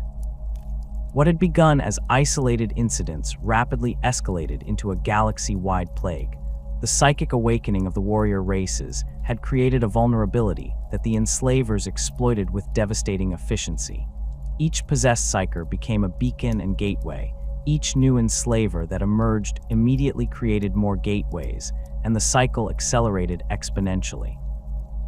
The Old One's stronghold at Thalax fell not to Necron Gauss weapons, but to an enslaver infestation that began with a single compromised Eldar farseer. Within 27 hours, the entire population of 8 million had either been possessed, converted into psychic amplifiers, or consumed to fuel the dimensional rifts that now pulsed across the planet's surface. Similar reports came from dozens, then hundreds of worlds, describing identical patterns of rapid infestation and total loss of control. The Krork proved somewhat more resistant to enslaver control than the Eldar, their more rudimentary psychic nature making them less attractive hosts. However, this advantage was offset by their tendency to gather in massive numbers, creating concentration points where even a single successful possession could lead to catastrophic outbreaks. The battle moon of Gorkagra, home to over 70 million Krork warriors being prepared for deployment against Necron forces, was lost in less than a week after enslavers emerged from a handful of infected shamans. The Old Ones attempted to develop countermeasures, creating specialized warrior strains with modified psychic signatures designed to be undetectable or unpalatable to the enslavers. The most promising of these was a variant of the Eldar with the ability to completely suppress their psychic emanations, rendering them effectively invisible to warp entities. These null Eldar proved effective at infiltrating enslaver-controlled territories and eliminating the possessed hosts before they could serve as gateways. However, the time required to breed and train these specialized warriors could not match the exponential spread of the enslaver plague. More desperate measures followed. On worlds already heavily infested, the Old Ones deployed what records call psychic exterminatus, weapons that severed the connection between the materium and immaterium across entire planets. These devices, forerunners of the technology that would later be incorporated into Sisters of Silence null ships, created zones where psychic activity became impossible. While effective at containing enslaver outbreaks, these measures also rendered the affected worlds useless as bases for the Old Ones' own psychically active forces, effectively seeding them from the war effort. The Necrons and Catan, initially untroubled by the enslaver plague, soon recognized its implications for their own plans. The uncontrolled tearing of the dimensional fabric threatened the carefully calculated pylon network strategy, creating unpredictable warp phenomena that could disrupt even necrodermis technology. More concerning, the rapid depopulation of conquered worlds meant a significant reduction in the life energy upon which the Catan fed. What had seemed a convenient weakening of their enemy now threatened to render their hard-won territories worthless. In response, the Necron forces adjusted their tactics to incorporate anti-enslaver protocols. Specialized cryptech constructs called plasmancers developed weapons that could disrupt the particular warp frequencies used by enslavers to maintain their partial materialization. Canoptech constructs were programmed to identify and eliminate possessed hosts before they could complete transformation into gateways. These measures proved moderately successful at protecting Necron-held territories, but did nothing to stem the overall spread of the infestation. The most effective Necron countermeasure came through accelerated deployment of the pylon networks. The Catan, particularly the Void Dragon, recognized that the technology designed to separate real space from the warp for their own purposes could also prevent enslaver incursions. Worlds with active pylon networks demonstrated complete immunity to the enslaver plague, as the dimensional barriers became too strong for the entities to penetrate.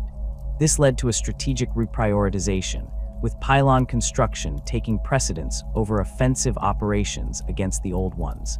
As the enslaver plague intensified, other warp predators began to emerge through the weakened dimensional barriers. Unlike the enslavers, which operated with a hive-like coordination, these entities appeared more individualistic and varied in form and function.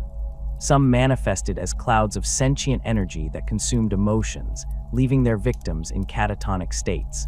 Others appeared as amalgamations of impossible anatomies, beings with too many limbs, organs exposed on the outside of their bodies, or features that seemed to exist in multiple dimensions simultaneously.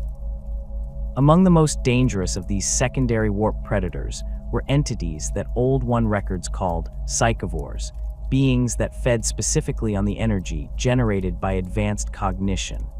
These creatures could drain the mental capacity from victims without physical contact, reducing even the most brilliant minds to vegetative states within moments of exposure. Several of the Old One's greatest scientists and strategists fell victim to psychivores, their accumulated knowledge of millennia erased in seconds, leaving only empty shells where once stood the architects of galactic civilization. Another classification of warp entity, termed chronophages in fragmentary records, manifested the ability to manipulate temporal flow in localized areas.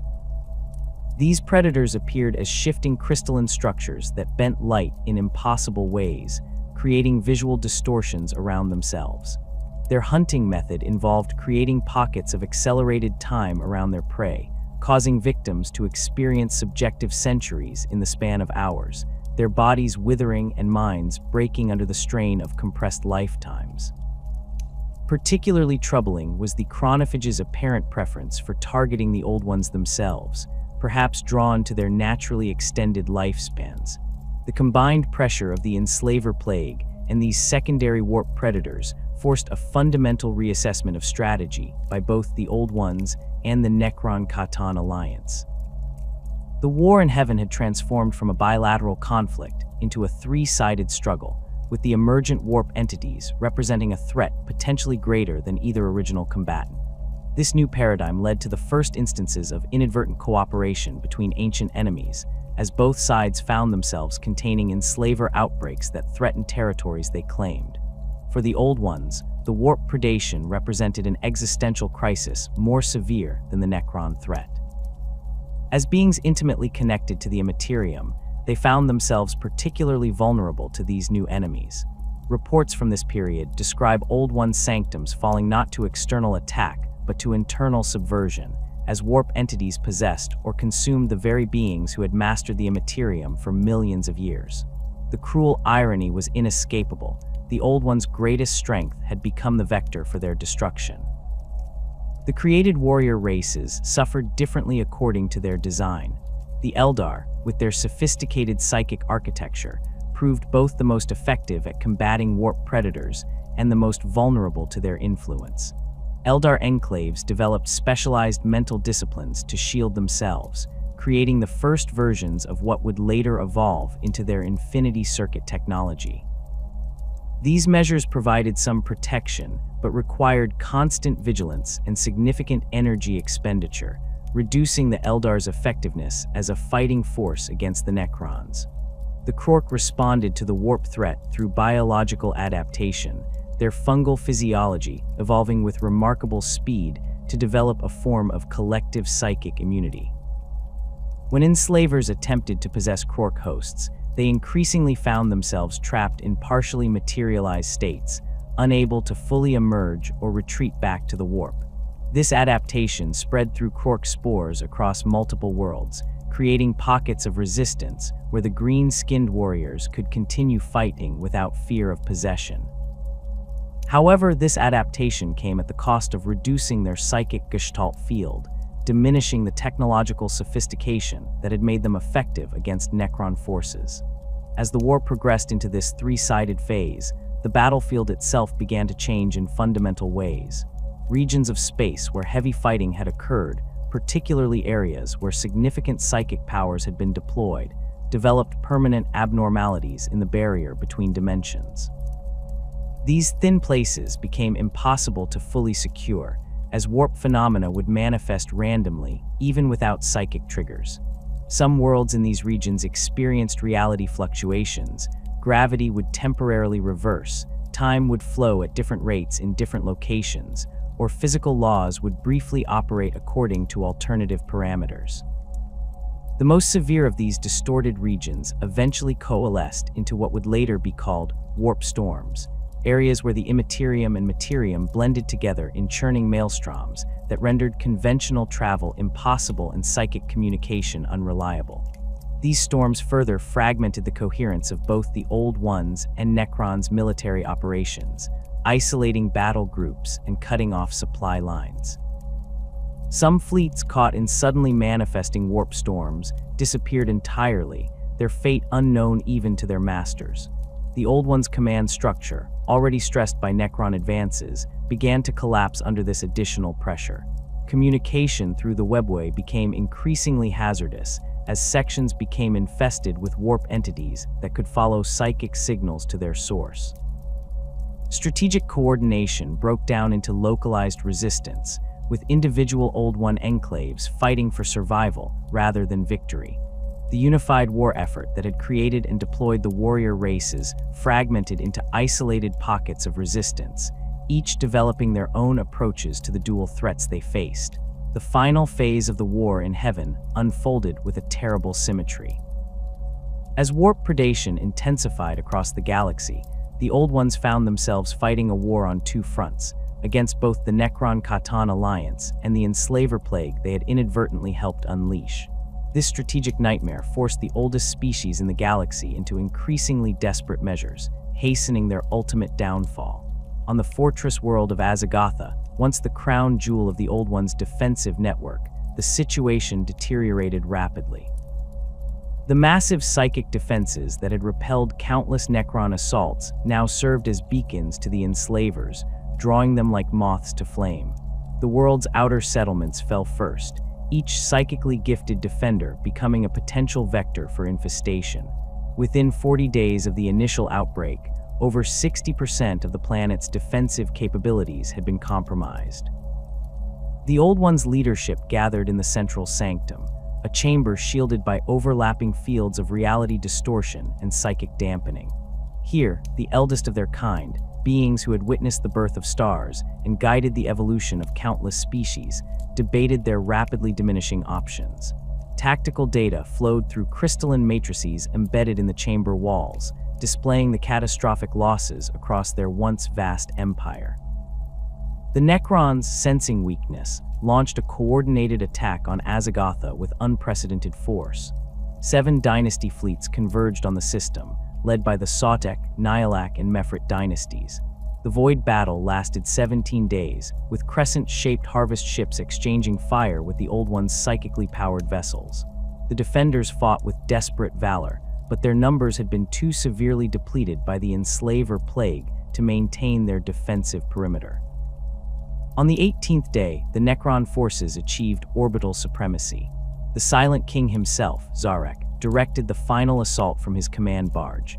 Night scythes darkened the skies above the central sanctum as waves of Necron warriors teleported directly into the heart of the Old One's command structure.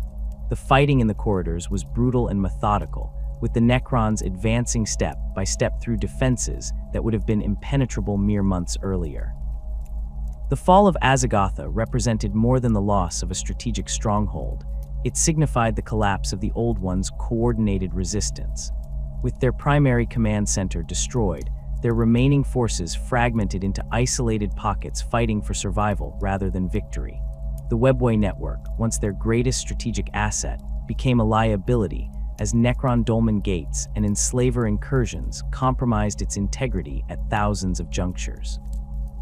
The destruction of the Webway accelerated as both the Necrons and the warp entities targeted its fundamental structure.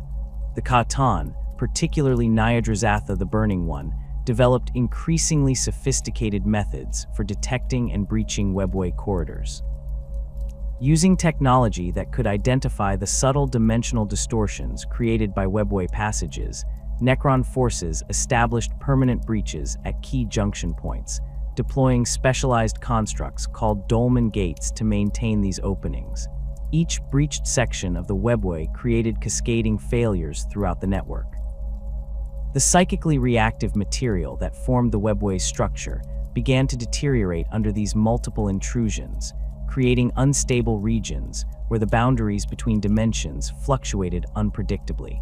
Some passages collapsed entirely, while others became permanently connected to the raw warp, allowing enslavers and other predators direct access to what had once been secure transit routes. The Eldar, who had come to rely heavily on the Webway for deployment and supply, found themselves increasingly isolated as the network fragmented. Elite cadres that had been operating behind Necron lines suddenly lost their extraction routes, forcing them to fight desperate rearguard actions with no hope of reinforcement. supply lines to forward bases were severed, leaving entire armies without the psychically attuned weapons they needed to combat Necron forces effectively. On the world of Ethrana, an Eldar stronghold that had served as a major staging point for operations against the Ogdobic dynasty, the collapse of local webway sections led to catastrophe. 12,000 Eldar warriors found themselves stranded when their return portal destabilized mid-evacuation. The Necron forces, led by Overlord Zondrek, surrounded the remaining Eldar and deployed a device known as a null field matrix, a precursor to the later pylon technology that completely severed the area from warp influence. Stripped of their psychic abilities and cut off from reinforcement, the Eldar fought to the last warrior, their bodies ultimately harvested to feed the awaiting Catan. The Krork suffered differently from the webway's destruction. Less dependent on the network for tactical mobility than the Eldar, they nonetheless relied on it for strategic deployment to threatened sectors. As this capability diminished, the Krork forces became increasingly fragmented, with massive armies stranded on worlds where they had been deployed. Without central coordination from the Old Ones, these Krork forces reverted to more primitive behavior patterns, fighting whoever they encountered, Necron, Enslaver, or eventually each other. On Gorkammer, a death world that had been transformed into a Krork breeding ground, the severing of webway connections led to an unprecedented population explosion with nowhere to direct its aggression. The 20 billion Krork warriors, originally intended for deployment across a dozen fronts, turned their attention to the Necron tomb complex buried beneath the planet's northern continent. The resulting conflict lasted for nearly 3 centuries, with endless waves of Krork hurling themselves against the Necron defenses in a war of pure attrition.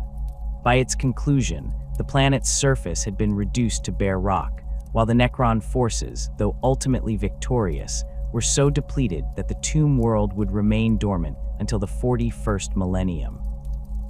As the Old One's empire disintegrated, the question of their ultimate fate became one of the great mysteries of galactic history. Archaeological evidence and fragmentary records suggest 3 primary theories regarding their final disposition.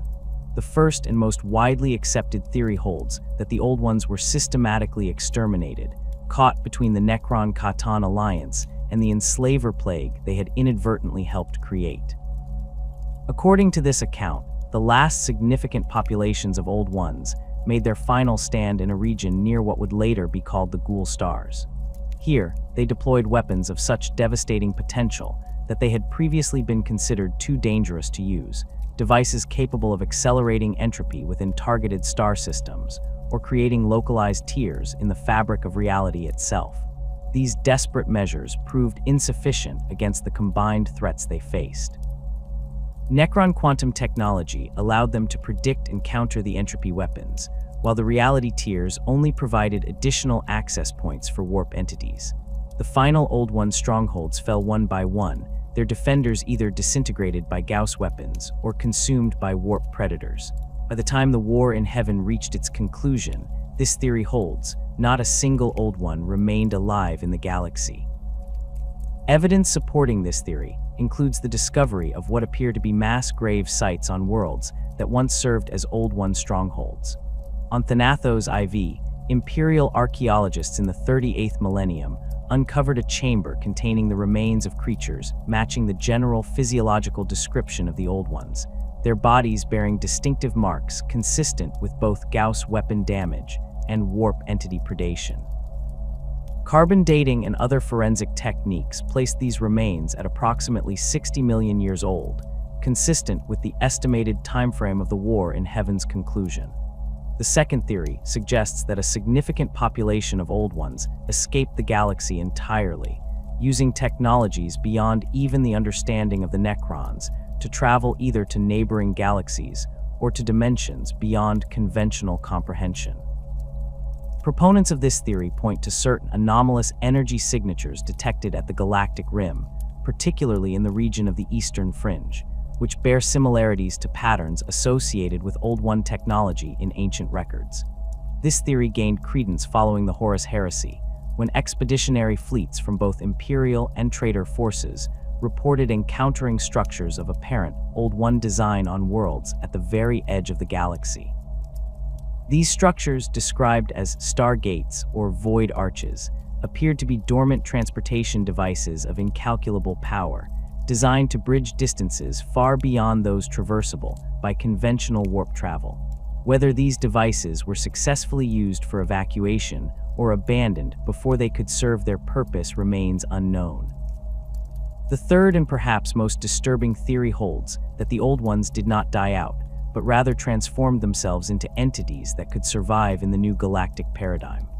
According to this account, the most powerful Old Ones used their unparalleled mastery of the warp to shed their physical forms entirely, becoming pure Imperium entities similar in nature to the enslavers, but retaining their identities and purposes. These transcended beings would eventually form the pantheons worshipped by various species, including the Eldar gods, and potentially even the entities that would later be recognized as the Chaos gods. Supporting evidence for this theory includes the remarkable similarities between descriptions of certain Old One leaders and the attributes later assigned to Eldar deities such as Asurian and Isha. Additionally, psychic individuals throughout history have occasionally reported contact with entities claiming to be the ascended forms of the Old Ones, though such accounts are impossible to verify and often dismissed as the products of warp-induced hallucination or deliberate deception by chaos entities.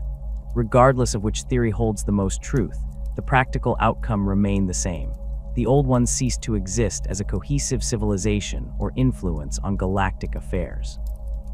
Their absence created a power vacuum unprecedented in cosmic history, a galaxy suddenly without its oldest and most sophisticated guiding intelligence. This vacuum did not last long. As the Old One's influence receded, the Necron-Catan alliance moved swiftly to consolidate control over the conquered territories. Tomb complexes were established on thousands of worlds, while the Catan glutted themselves on the life energy of countless species who had previously enjoyed the Old One's protection. For a brief period, it appeared that the Catan would achieve their ultimate goal, a galaxy purged of warp influence and subject entirely to their material dominion. The immediate aftermath of the Old One's fall saw rapid changes across the galaxy. Worlds that had been centers of advanced civilization for millions of years fell into technological regression as their mentors and protectors vanished. Species that had been uplifted by the Old Ones found themselves suddenly abandoned, forced to fend for themselves in a hostile universe they were ill-prepared to navigate independently. Among the created warrior races, responses varied according to their design and capabilities. The Eldar, possessing the greatest inherent intelligence and adaptability, established their own civilization in the ruins of their creator's empire. They claimed key webway junctions and former Old One strongholds, developing technologies that, while less advanced than those of their creators, far surpassed anything other surviving species could achieve. The seeds of what would become the Eldari Empire were planted in this chaotic period, though it would take millions of years for this civilization to reach its zenith. The Krork, deprived of the Old One's guiding influence, underwent a gradual but profound degeneration. Without external enemies to fight in sufficient numbers, they increasingly turned on each other, their society becoming more primitive with each passing millennium. The sophisticated biological knowledge and technological intuition engineered into them by the Old Ones gradually faded, replaced by cruder approximations passed down through increasingly garbled oral traditions. Over millions of years, they would devolve into the orcs recognized in the current era, retaining their ferocity and reproductive capabilities, but losing much of their original purpose and sophistication. Other created races faced extinction or extreme adaptation. The Jakaro retreated to isolated worlds, their technological genius turning inward toward survival rather than warfare. The Kainib, their hive mind structure making them particularly vulnerable to enslaver infestation, were almost entirely wiped out, with only small populations surviving in regions where the warp's influence was naturally minimized. Countless other species engineered by the Old Ones disappeared entirely, leaving behind only fossilized remains or fragmentary references in ancient texts. Perhaps the most significant consequence of the Old One's fall was the permanent alteration of the warp itself. The Imperium, once a relatively calm sea of potential, had been churned into increasingly turbulent patterns by the psychic emanations of the war in heaven. The sudden removal of the Old One's stabilizing influence, combined with the fear and suffering of countless dying species, created psychic shockwaves that would eventually coalesce into the first proto-chaos entities, embryonic forms of what would later become the Dark Gods. Zarek, the Silent King, stood at the observation deck of his command barge, gazing out at the stars his people had conquered. Victory against the Old Ones was nearly complete, yet he found no satisfaction in this triumph. The metallic body that housed his consciousness felt alien even after millennia of existence. Though his necrodermis form was the most sophisticated ever created, adorned with dynastic regalia and equipped with technologies beyond comprehension, it remained a prison rather than a vessel of transcendence. The Silent King had begun to understand the true nature of the bargain struck with the Catan. What had initially seemed like salvation from mortality had become eternal enslavement. The biotransference had not merely transferred Necrontyr consciousness into metal bodies, it had fundamentally altered them, stripping away something essential that could never be recovered. The Catan had fed on these discarded elements, growing fat on the spiritual essence of an entire species. Zarek's realization came gradually through careful observation. He noted how the Catan's demands grew more imperious with each victory, how they increasingly treated the Necrons as servants rather than allies. The Deceiver no longer bothered maintaining the pretense of partnership in private councils, openly referring to Necron warriors as our tools and conquered populations as our cattle. The Nightbringer, less subtle than its golden counterpart, simply consumed entire regiments of lesser Necrons when they failed to meet its expectations, absorbing their living metal into its own form. Most damning was the evidence Zarek uncovered regarding the biotransference process itself. Hidden deep within the memory cores of the original biotransference engines, the Silent King discovered technical specifications that revealed the deliberate deception. The Catan had modified the process to not merely transfer consciousness, but to remove specific components, what the ancient Necrontyr would have called the soul. These components had been systematically harvested during the transformation, providing the Catan with a feast of unprecedented scale. This discovery triggered something akin to rage in Zarek's diminished emotional spectrum. The existential horror of what had been done to his people crystallized into a single, overwhelming imperative. The Catan must pay for their betrayal. Yet the Silent King recognized the seemingly insurmountable challenge this presented. The Catan were at the height of their power, glutted on the life energy of countless species and the stolen essence of the Necrontyr themselves. Direct confrontation seemed impossible. Zarek began his preparations in absolute secrecy. He established a secure communication network using quantum entanglement technologies that even the Catan could not detect or intercept. Through this network, he reached out to those Necron lords who had retained enough of their original personalities to comprehend the magnitude of the Catan's betrayal. The pharaohs of the major dynasties, Sautek, Nihilak, Mefrit, and others, received encrypted data packets containing evidence of the Catan's deception and the first outlines of Zarek's audacious plan. The response was not unanimous. Some dynasty lords had become too corrupted by the biotransference, their minds degraded to the point where they could not grasp complex concepts like betrayal or revenge. Others had developed symbiotic relationships with their Catan masters, serving as favored lieutenants and receiving power and privilege in exchange for absolute loyalty. These potential obstacles were carefully noted, and Zarek adjusted his plans accordingly. Trazyn, already showing the collecting tendencies that would define his later existence, proved an unexpected ally. His obsession with preserving historical artifacts had led him to maintain extensive records of pre-biotransference Necrontyr society. These records provided irrefutable evidence of what had been lost, strengthening Zarek's case among the wavering dynasty lords. Trazyn's price for this assistance was typically idiosyncratic, exclusive access to certain Old One artifacts and technologies that the Silent King had secured during the final campaigns. Orican the Diviner, whose mastery of chronometric technology allowed limited glimpses into potential futures, provided crucial strategic insights. His calculations suggested a narrow window of opportunity approaching, a moment when the Catan, believing victory complete, would disperse across the galaxy to claim individual domains. This separation would temporarily reduce their collective strength, creating vulnerability that could be exploited if the Necrons struck with perfect coordination. The technical challenge of defeating the Catan remained daunting. These were beings that could manipulate the fundamental forces of reality, entities that had consumed stars and each other to reach godlike power. Conventional weapons, even the most advanced in the Necron arsenal, would be insufficient.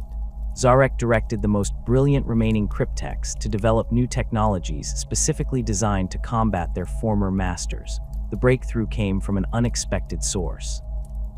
Analysis of the biotransference process had revealed that the Catan, for all their power, were bound by certain physical constants when manifested in necrodermis bodies. The living metal that gave them physical form also imposed limitations, quantum-level restrictions that could potentially be exploited. If the necrodermis could be destabilized in specific ways, the energy being contained within might be forcibly dispersed rather than released in a controlled manner. This insight led to the development of what Necron records call fractal-edged weapons, devices that could cut not just through physical matter, but through the dimensional bonds holding the Catan's energy in coherent patterns. These weapons operated on principles that defied conventional physics, using recursive algorithms to create edges that existed simultaneously at multiple quantum states. When such a weapon struck necrodermis housing a Catan, it created cascading disruptions throughout the entity's energy matrix. The most powerful of these weapons took the form of a massive device called the entropic field generator. This machine, large enough to require dedicated transport ships, could project a field that temporarily suspended the laws of thermodynamic conservation within a targeted area. When a Catan was caught within this field, the normal processes that allowed it to maintain coherence would break down, causing its energy to dissipate across multiple dimensions simultaneously. Testing these weapons required extreme caution. Zarek authorized experiments on lesser Necron constructs, carefully monitoring the results while ensuring no hint of these activities reached the Catan. The initial tests proved promising. The fractal weapons could indeed disrupt necrodermis at a fundamental level, causing energy contained within to disperse unpredictably. However, the researchers warned that using such weapons against the Catan would likely have far more dramatic and potentially catastrophic effects. As the technical preparations advanced, Zarek focused on the equally crucial task of securing the loyalty of the Necron military apparatus. The command protocols embedded in every Necron warrior theoretically gave the Silent King absolute control, but centuries of Catan influence had created backdoors and overrides in these systems. Zarek worked with trusted cryptechs to purge these vulnerabilities, restoring the integrity of the command structure with himself at its apex. The plan that emerged from these preparations was breathtaking in its ambition and terrifying in its potential consequences. Rather than attempting to destroy the Catan completely, a task deemed impossible given their fundamental nature as energy beings, Zarek proposed to shatter them into fragments or shards. Each shard would contain a portion of the original entity's power and aspects of its personality, but none would retain the godlike capabilities of the whole. These shards could then be captured in tesseract labyrinths, extra-dimensional prison devices designed to contain even the most powerful energy beings. The timing of the rebellion was calculated with mathematical precision. Oricon's chronometric projections identified a specific moment when the alignment of certain stellar bodies would create a temporary weakening in the Catan's connection to their power sources. This astronomical configuration occurred only once every 27 million years, making it both the perfect opportunity and the only opportunity the Necrons might have. 60 solar days before this alignment, Zarek began moving his forces into position. Necron fleets were redistributed across the galaxy under the pretense of securing newly conquered territories. Key tomb worlds activated reserve forces that had been held in stasis since the early phases of the war. Tesseract labyrinths were manufactured in hidden facilities and distributed to strike teams specially configured for the unique capabilities of each targeted Katan. The Katan, consumed by their own plans for reordering the galaxy, remained oblivious to the threat developing within their own ranks. The Deceiver, perhaps the most perceptive of the star gods, noted unusual patterns in Necron fleet deployments, but dismissed them as inefficiencies resulting from the degraded mental states of their servants. The Nightbringer, focused entirely on feeding upon the remnants of biological life in the Ghoul Stars region, ignored reports from its subordinates about unusual energy signatures detected near primary Necron command nodes. 3 days before the planned uprising, a potential catastrophe emerged. A cryptech loyal to the Void Dragon discovered evidence of the fractal weapon development and attempted to warn its master. The message was intercepted by Zarek's security protocols, but the damage was done. The cryptech's sudden silence alerted the Void Dragon to a potential issue. The Katan began actively scanning Necron communication networks, searching for anomalies that might explain its servant's disappearance. Zarek made the difficult decision to accelerate the timeline. Orders flashed through the quantum entanglement network. All forces were to initiate the attack immediately, before full preparations were complete. This adjustment reduced the calculated probability of success from 78% to just under 44%, but waiting would have meant certain discovery and failure. The rebellion began at the Battle of Mandragora, where Zarek himself led the attack against the Deceiver. The Katan had gathered a massive force to witness the activation of a supreme pylon network that would permanently separate real space from the warp across an entire sector. As the Deceiver raised its arms to initiate the activation sequence, Zarek gave the signal. 12 Tesseract arcs surrounding the ceremony site activated their entropic field generators simultaneously, creating an overlapping pattern that engulfed the unsuspecting Katan. The Deceiver's reaction was immediate and violent. Its necrodermis form, contorted as internal energies, rebelled against the suddenly imposed dimensional constraints. Golden light erupted from fissures that appeared across its surface, while reality itself seemed to warp around the struggling entity. The Deceiver reached out with both physical and metaphysical power, attempting to disable the field generators through brute force. Zarek had anticipated this response. As the Deceiver focused its attention on the entropic fields, a second wave of attackers emerged from dimensional pockets where they had been concealed. These specialized Lichguard wielded hyperphase swords modified with fractal edge technology. They struck in perfect coordination, their weapons slicing through the Deceiver's necrodermis at precisely calculated angles. The effect was catastrophic beyond even Zarek's predictions. The Deceiver did not merely break apart, it shattered like glass struck by a hammer, each fragment containing a portion of the entity's power and consciousness. Where once stood a unified god-like being now hovered dozens of shards, each a diminished reflection of the original. These shards lashed out in confusion and rage, but without the coordinated purpose of the complete entity, they could be contained by the waiting Tesseract labyrinths. Across the galaxy, similar scenes played out with varying degrees of success. The Nightbringer, ambushed while feeding on a recently conquered world in the galactic north, shattered into fewer but larger fragments, each containing more significant portions of the original entity's power. 3 of these major shards escaped containment, disappearing into the void to become persistent threats that would haunt the galaxy for eons to come. The Void Dragon proved the most difficult target. Forewarned by the sudden silence of its informant, this Katan had prepared defenses against potential betrayal. When Necron forces under Pharaon Amontek of the Sodek dynasty launched their attack, they found themselves facing not just the dragon itself, but an array of defensive constructs specifically designed to counter the fractal weapons. The resulting battle devastated an entire star system, with both sides employing technologies capable of manipulating fundamental forces. The Void Dragon's resistance was finally overcome through a desperate gambit by Amontek himself. The Pharaon, recognizing that conventional approaches had failed, ordered his command barge to ram directly into the dragon's necrodermis form while overloading its dimensional engines. The resulting explosion created a localized reality implosion, that momentarily disrupted the dragon's defensive fields, allowing the waiting fractal weapons to strike. Though successful, this attack came at tremendous cost. Amontek's consciousness was irrevocably damaged, and the Sodek forces suffered casualties exceeding 80% of their deployed strength. The lesser-known Catan faced similar fates, though accounts of these engagements remain fragmentary in surviving records. The Burning One was ambushed while examining a dolmen gate, its form split into hundreds of tiny shards that were quickly contained.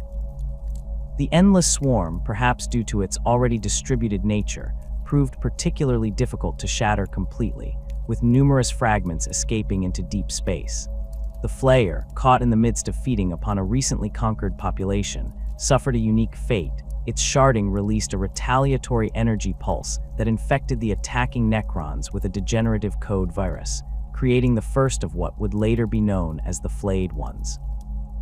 As the rebellion progressed, the remaining Catan became aware of what was happening and attempted to coordinate a response. This led to the most devastating phase of the conflict, as fully aware Catan deployed their reality-altering powers without restraint. Entire planets were reduced to atomic dust, stars were extinguished or forced into premature supernovae, and the very fabric of space-time was twisted into configurations that defied comprehension. The Necrons countered with their most destructive weapons, technologies that had been deemed too dangerous to use even against the old ones. The galaxy lay in ruins. Entire star systems had been reduced to drifting debris, planets shattered like clay pots dropped from great heights. The once mighty Necron dynasties, victorious against the old ones but devastated by their rebellion against the Catan, faced a critical decision. Their numbers had been severely depleted through the war in heaven and the subsequent betrayal of their star gods. The few remaining Eldar were beginning to expand across the stars, and numerous other species were emerging on worlds throughout the galaxy.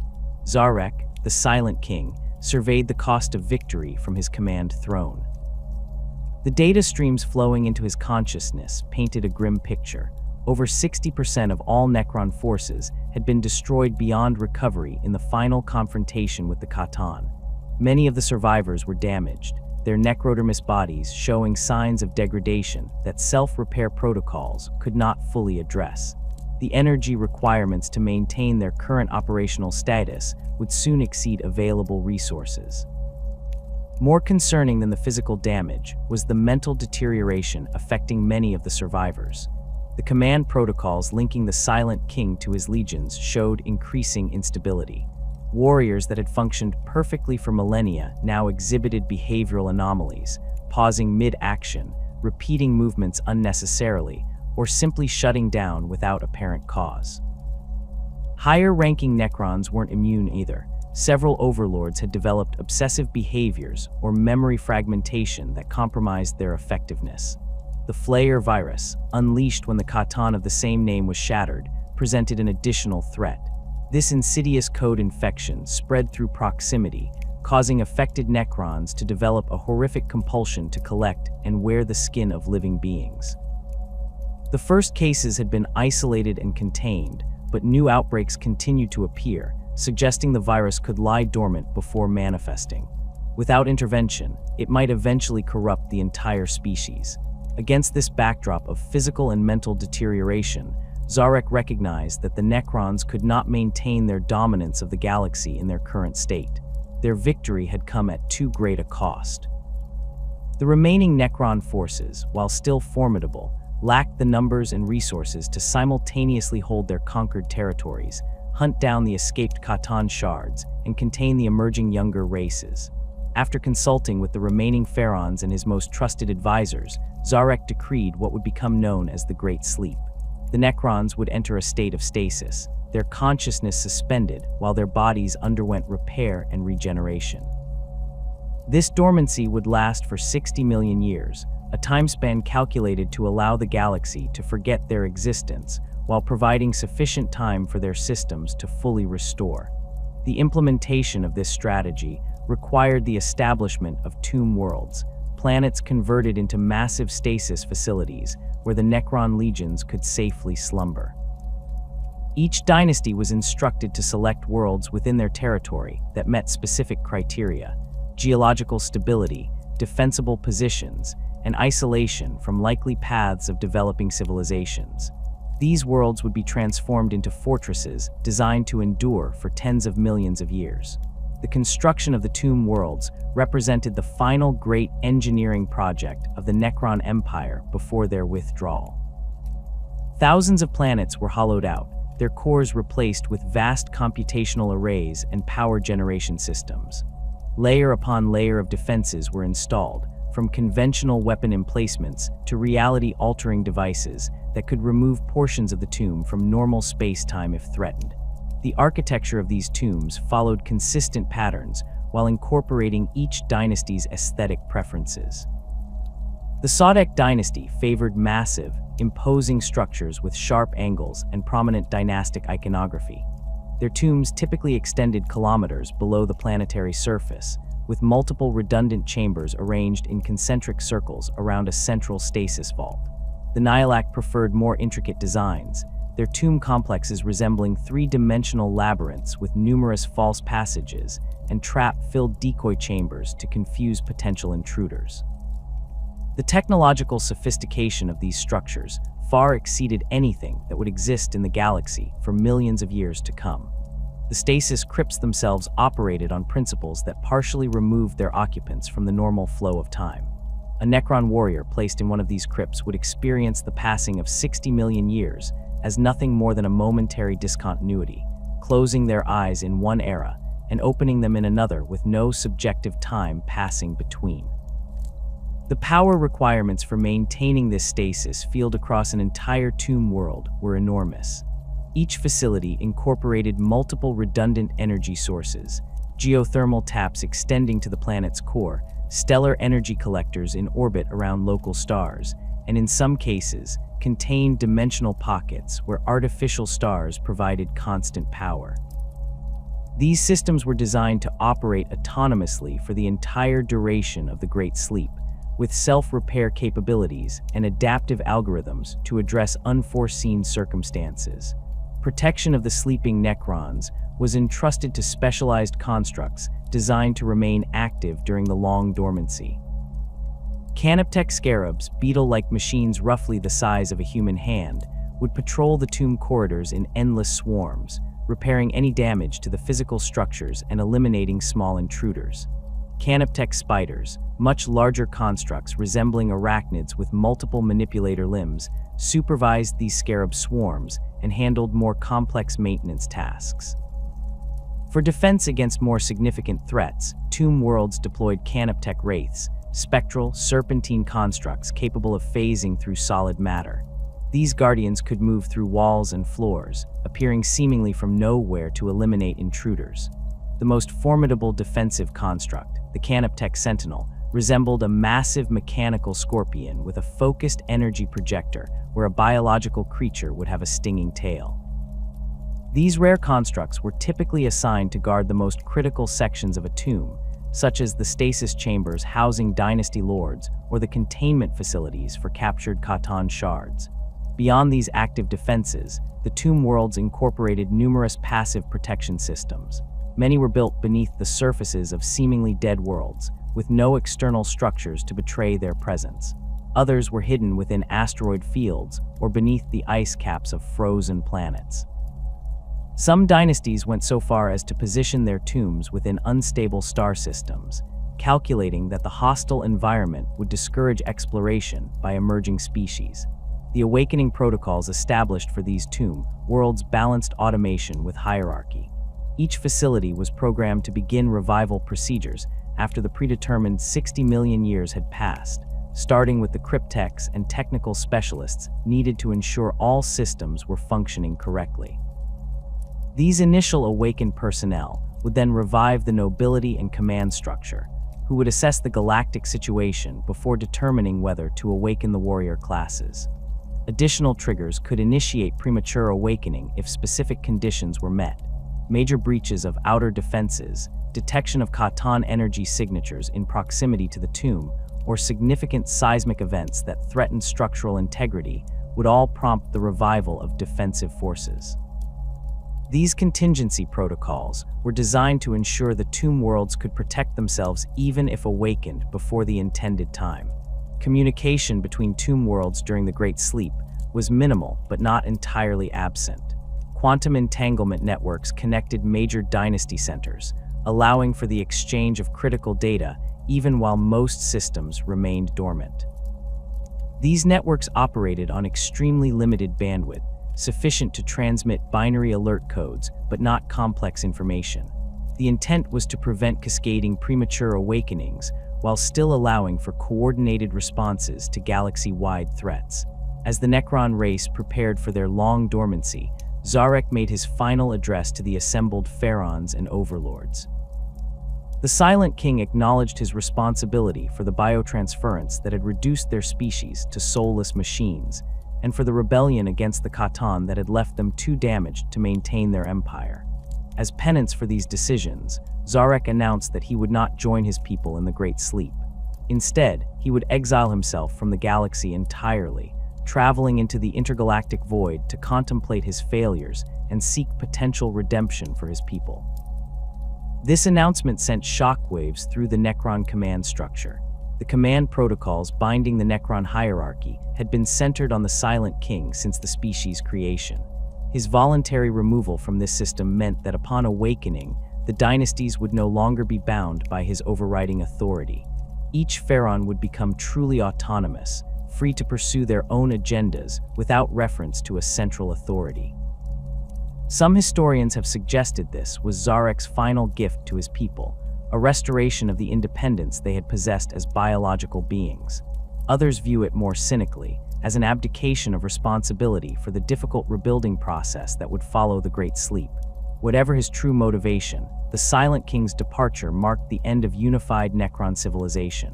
When they would eventually awaken, it would be as competing dynasties rather than a cohesive empire. The actual process of entering the Great Sleep occurred in stages over approximately 3 centuries. Warrior classes were the first to enter stasis, their simpler consciousness patterns requiring less complex preparation. The immortals and specialized troops followed, then the lesser nobility and administrative castes. The cryptechs responsible for maintaining and activating the stasis systems were among the last to enter dormancy, carefully checking all systems before taking their places in specially designed crypts that would revive them first upon awakening. As the final Necron centers went offline and the last tomb worlds sealed themselves, the galaxy entered a new phase. The few remaining Eldar, freed from the threat of Necron domination, began to expand and develop what would become their own empire. Other species, some natural evolutions and others degraded remnants of Old One creations, established footholds on worlds throughout the galaxy. For most of these emerging civilizations, the Necrons were at most legends, incomprehensible ancient destroyers who had vanished as mysteriously as they had appeared. The 60 million years of the Great Sleep would not pass without incident for the dormant Necrons. Despite the incredible durability and redundancy built into the tomb worlds, no system could function perfectly across such an immense time span. Stellar fluctuations, geological shifts, meteor impacts, and the simple entropy of the universe all took their toll on the sleeping facilities. On Thanatos III, a relatively minor tomb world of the Oriskar dynasty, a stellar flare from the system's primary star overwhelmed the protective shields 17 million years into the Great Sleep. The resulting radiation surge damaged the primary control systems, causing a cascade failure that corrupted the stasis field generators. When this tomb eventually reactivated, nearly 20 million years early due to the malfunction, its occupants emerged with catastrophic memory degradation. These Necrons retained their basic combat protocols, but had lost all sense of identity or purpose, becoming mindless automatons that attacked any living creature they encountered. The tomb world of Nephrek suffered a different fate when a tectonic shift diverted a magma flow through its lower levels. The Canoptech construct successfully contained the damage and rerouted critical systems, but not before several stasis chambers were compromised. The affected Necrons, including a lord and his court, were subjected to extreme gravitational stress as their stasis fields fluctuated. Upon eventual awakening, they manifested a unique condition. their necrodermis bodies continuously emitted golden light, and they developed an obsession with transcendence and ascension to a higher state of being. Perhaps the most dramatic tomb failure occurred at Holoth, where an impact from a rogue planetoid breached the outer defenses 28 million years into the Great Sleep. The automated systems awakened a portion of the defensive forces to address the threat, but damage to the command protocols prevented them from returning to stasis after the danger had passed. These Necrons remained active for millions of years with no purpose beyond patrolling their partially ruined tomb, developing increasingly erratic behaviors as their isolation continued. By the time the main stasis crypts activated on schedule, these Guardian forces had evolved their own culture and belief system, viewing the newly awakened tomb occupants as intruders rather than masters. These failures, while significant, were exceptions rather than the rule. The vast majority of tomb worlds functioned as intended, their occupants slumbering undisturbed as the galaxy transformed around them. Civilizations rose and fell, species evolved and went extinct, and the stars themselves shifted in their courses, all while the Necrons remained in their deathless sleep, waiting for the appointed time to reclaim what they viewed as their rightful domain. Meanwhile, beyond the edge of the galaxy, Zarek began his self-imposed exile. The Silent King's journey took him far from the stellar light of the Milky Way into the darkness between galaxies. His massive command barge, accompanied by a small fleet of attendant vessels crewed by his Praetorian Guard, traveled for centuries before reaching the True Void, a region where the distance between stars was measured in millions of light years rather than mere thousands. In this empty realm, Zarek contemplated the failures that had led his species to their current state. He reviewed the decision to accept the Khatan's offer of biotransference countless times, searching for alternatives that might have existed. He analyzed the rebellion against the star gods, calculating whether earlier action might have preserved more of his people. Most importantly, he considered what future might be possible for the Necrons upon their eventual awakening, whether redemption or restoration might yet be achievable for a species that had sacrificed its very soul. The war in Heaven's aftershocks continue to reverberate through the galaxy even in the 41st millennium, shaping conflicts and civilizations in ways that most of its inhabitants cannot comprehend.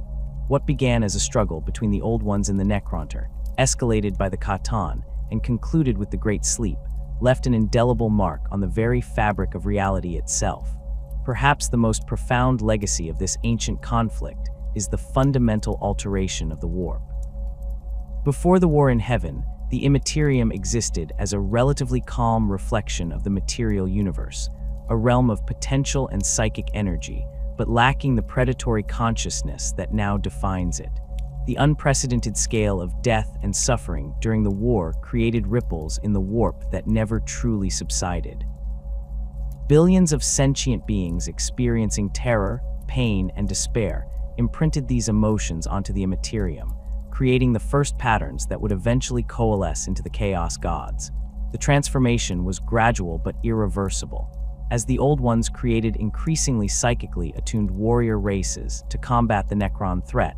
They inadvertently strengthened the connection between real space and the warp. The Eldar, with their extraordinary psychic potential, acted as conduits through which emotions and experiences flowed into the Imperium with unprecedented intensity. The Krork's collective consciousness, while less refined, contributed massive amounts of aggressive energy that further disturbed the warp's nature.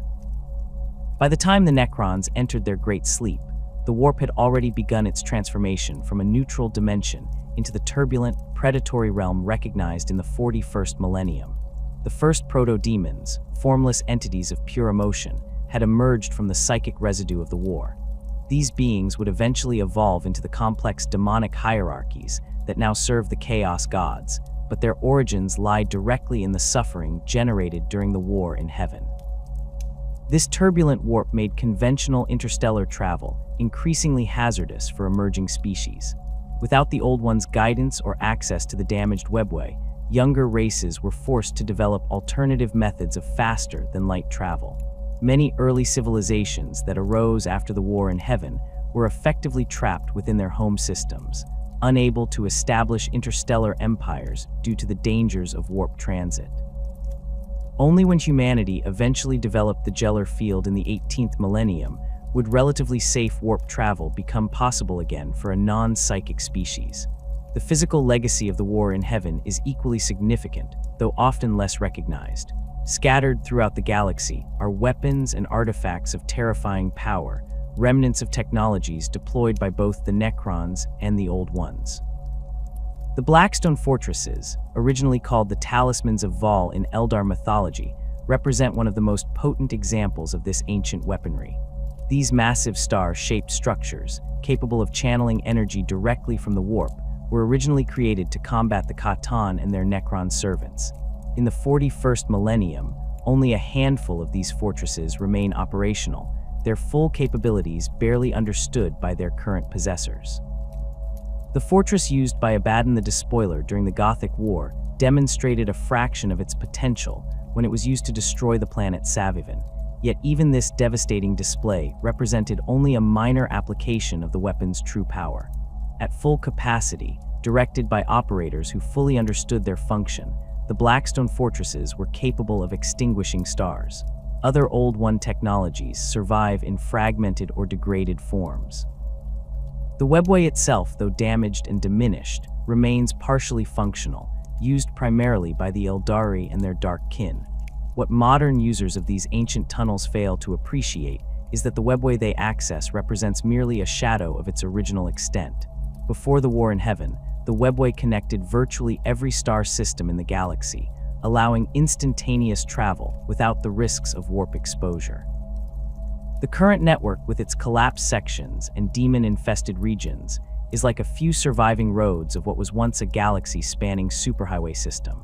Necron technology has proven more durable, owing to the self-repairing properties of necrodermis and the stasis preservation of the tomb worlds.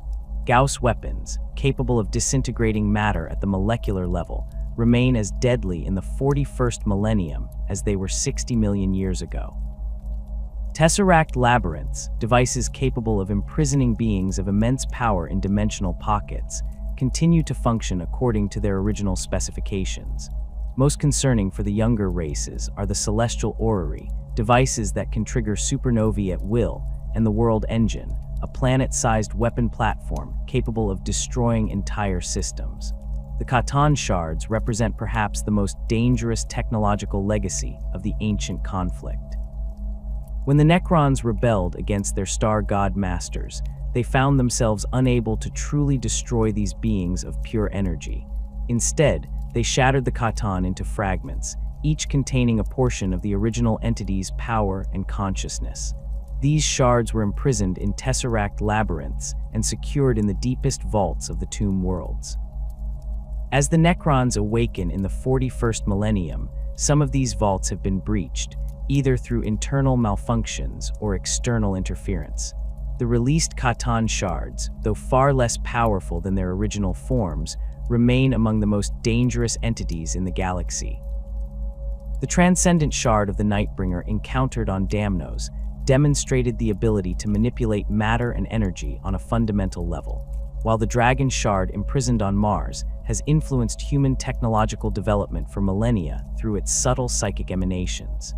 Even more concerning are the unaccounted for Catan shards, fragments that escaped during the original rebellion or were released during the Great Sleep when tomb systems failed.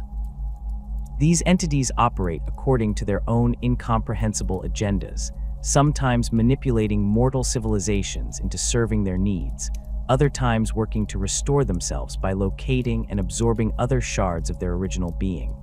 The Imperium remains largely unaware of this threat, classifying encounters with Catan shards as manifestations of unknown xenospecies or warp phenomena. The biological legacy of the War in Heaven is most evident in the continued existence of the warrior races created by the Old Ones. The Eldari, though diminished from their original design and further reduced by the Fall, remain one of the most psychically potent species in the galaxy. Their civilization retains fragmentary memories of the ancient conflict, preserved in myth cycles and allegorical performances that few Eldari themselves fully understand. The Harlequins, keepers of the Black Library and performers of the mythic cycles, maintain the most complete record of the war in heaven within their encoded dances and performances. The fall of the dragon and the imprisonment of the jackal god performances directly reference the Necron rebellion against the Khatan, though presented through layers of symbolism that obscure the historical truth. Only the most senior Harlequin solitaires understand the full historical context of these performances. The orcs, degraded descendants of the mighty Krork, have lost almost all conscious connection to their origins. Their genetic memory, however, retains certain instinctive reactions. Orcs demonstrate an unusual agitation when encountering Necron forces, a response more pronounced than their typical enthusiasm for combat. Some Ordo Xenos inquisitors theorize that this represents a species' memory of their ancient purpose as anti-Necron weapons, though the orcs themselves would be incapable of articulating this connection.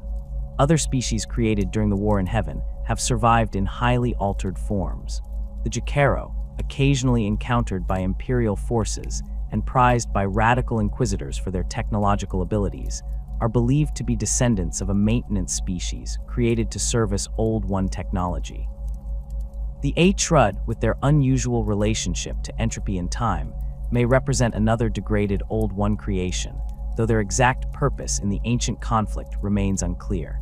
The awakening of the Necron tomb worlds in the late 41st millennium represents the most direct continuation of the War in Heaven's legacy. After 60 million years of dormancy, the ancient android warriors are returning to a galaxy utterly transformed from the one they left. The exact trigger for this mass awakening remains debated among Imperial scholars, with theories ranging from pre-programmed chronological thresholds to external stimuli such as the Tyranid hive fleets or the expansion of the Cicatrix maledictum. Whatever the cause, the pattern of awakening has proven dangerously unpredictable. Some tomb worlds have activated exactly as designed, with command hierarchies intact and clear strategic objectives. The Sodek dynasty, led by Pharaon Emotuk the Stormlord, exemplifies this orderly restoration, methodically reclaiming territory according to ancient claim markers and establishing clear spheres of influence. Other dynasties, such as the Nihilak and Mefrit, have similarly maintained their coherence through the Great Sleep. Many tomb worlds, however, have awakened in states of severe dysfunction. Damage sustained during their long dormancy has corrupted command protocols, erased memory engrams, or degraded necrodermis bodies beyond full repair capability. These malfunctioning tombs produce Necrons ranging from mindless automatons that attack any living being they encounter to deranged lords pursuing incomprehensible objectives based on corrupted data. The tomb world of Haleth exemplifies this dysfunction. When finally awakening on schedule, its systems activated to find a portion of its defensive forces had been active for millions of years, developing their own culture and belief systems in isolation. These Hollow Ones, as they called themselves, had evolved ritualistic behaviors around maintaining the tomb systems, viewing the stasis chambers not as housing their masters, but as containing imprisoned entities that should never be released. The awakening of the tomb's true occupants led to an internal conflict that continues to this day, with newly awakened Necron lords fighting their own deranged guardian constructs for control of the facility. More disturbing are tomb worlds affected by the Flayer virus. This corruption, released when the Flayer Khatan was shattered, causes Necrons to develop an insatiable hunger for organic flesh, a horrific parody of their lost biological existence. Infected Necrons collect and wear the skin of their victims, decorating their necrodermis bodies with grisly trophies. As the virus spreads through contact, even previously stable tomb worlds can fall to this corruption if exposed to infected units. The strategic objectives of awakening Necron dynasties vary widely, reflecting both their original character and the specific experiences of their Great Sleep. The Sodek dynasty under Emotic pursues straightforward territorial reconquest, methodically claiming star systems according to ancient borders. The Nihilak focus on recovering lost artifacts and technologies, particularly those looted from their tombs during their dormancy. The Maynarch dynasty, always among the most aggressive, has emerged with an apparently genocidal agenda, seeking to eliminate all organic life within their claimed territories. Some dynasties have developed more unusual objectives. The Nephrek, altered by a stasis field malfunction that caused their necrodermis bodies to emit golden light, now pursue a quasi-religious goal of transcendence, seeking to convert their mechanical forms into pure energy. The Thoth dynasty, whose tomb world drifted through a radiation-saturated nebula during the Great Sleep, emerged with necrodermis bodies that glow with blue energy. They now seek to harness stellar phenomena to further enhance these unexpected modifications. Perhaps most significant for the galaxy's future is the return of Zarek, the Silent King, from his self-imposed exile in the intergalactic void. His return was prompted by contact with the Tyranid hive fleets approaching from beyond the galaxy, a threat he recognized as potentially existential even for the Necrons. After 60 million years of contemplation, the Silent King has returned with a new vision for his people, not merely the reconquest of their ancient territories, but the potential restoration of their biological forms. This ambition, considered impossible for most of Necron history, is based on technologies and concepts Zarek claims to have discovered during his exile. Whether such restoration is truly achievable remains uncertain, but the possibility has galvanized many dynasties to acknowledge the Silent King's authority once more. Others reject his leadership, seeing the pursuit of biological restoration as an admission of weakness or a betrayal of what they have become. As the 42nd millennium dawns, the legacy of the war in heaven stands at a crossroads. The awakening Necrons, the damaged webway, the Catan shards, and the corrupted warp all represent direct continuations of this ancient conflict. The younger races, humanity, the Eldari remnants, even the orcs, move through a galaxy shaped by events they barely comprehend, fighting over the scraps of empires that rose and fell before their ancestors had even evolved. The ultimate legacy of the war in heaven may be the lesson it offers, one that none of the current galactic powers seem capable of learning. The old ones, the Necrontyr and the Catan, each pursued absolute dominance, each believed in their own supremacy, and each eventually fell. 60 million years later, the pattern repeats with new participants but similar stakes. Whether this cycle of conflict will ever be broken remains the greatest unanswered question in the blood-soaked history of the galaxy.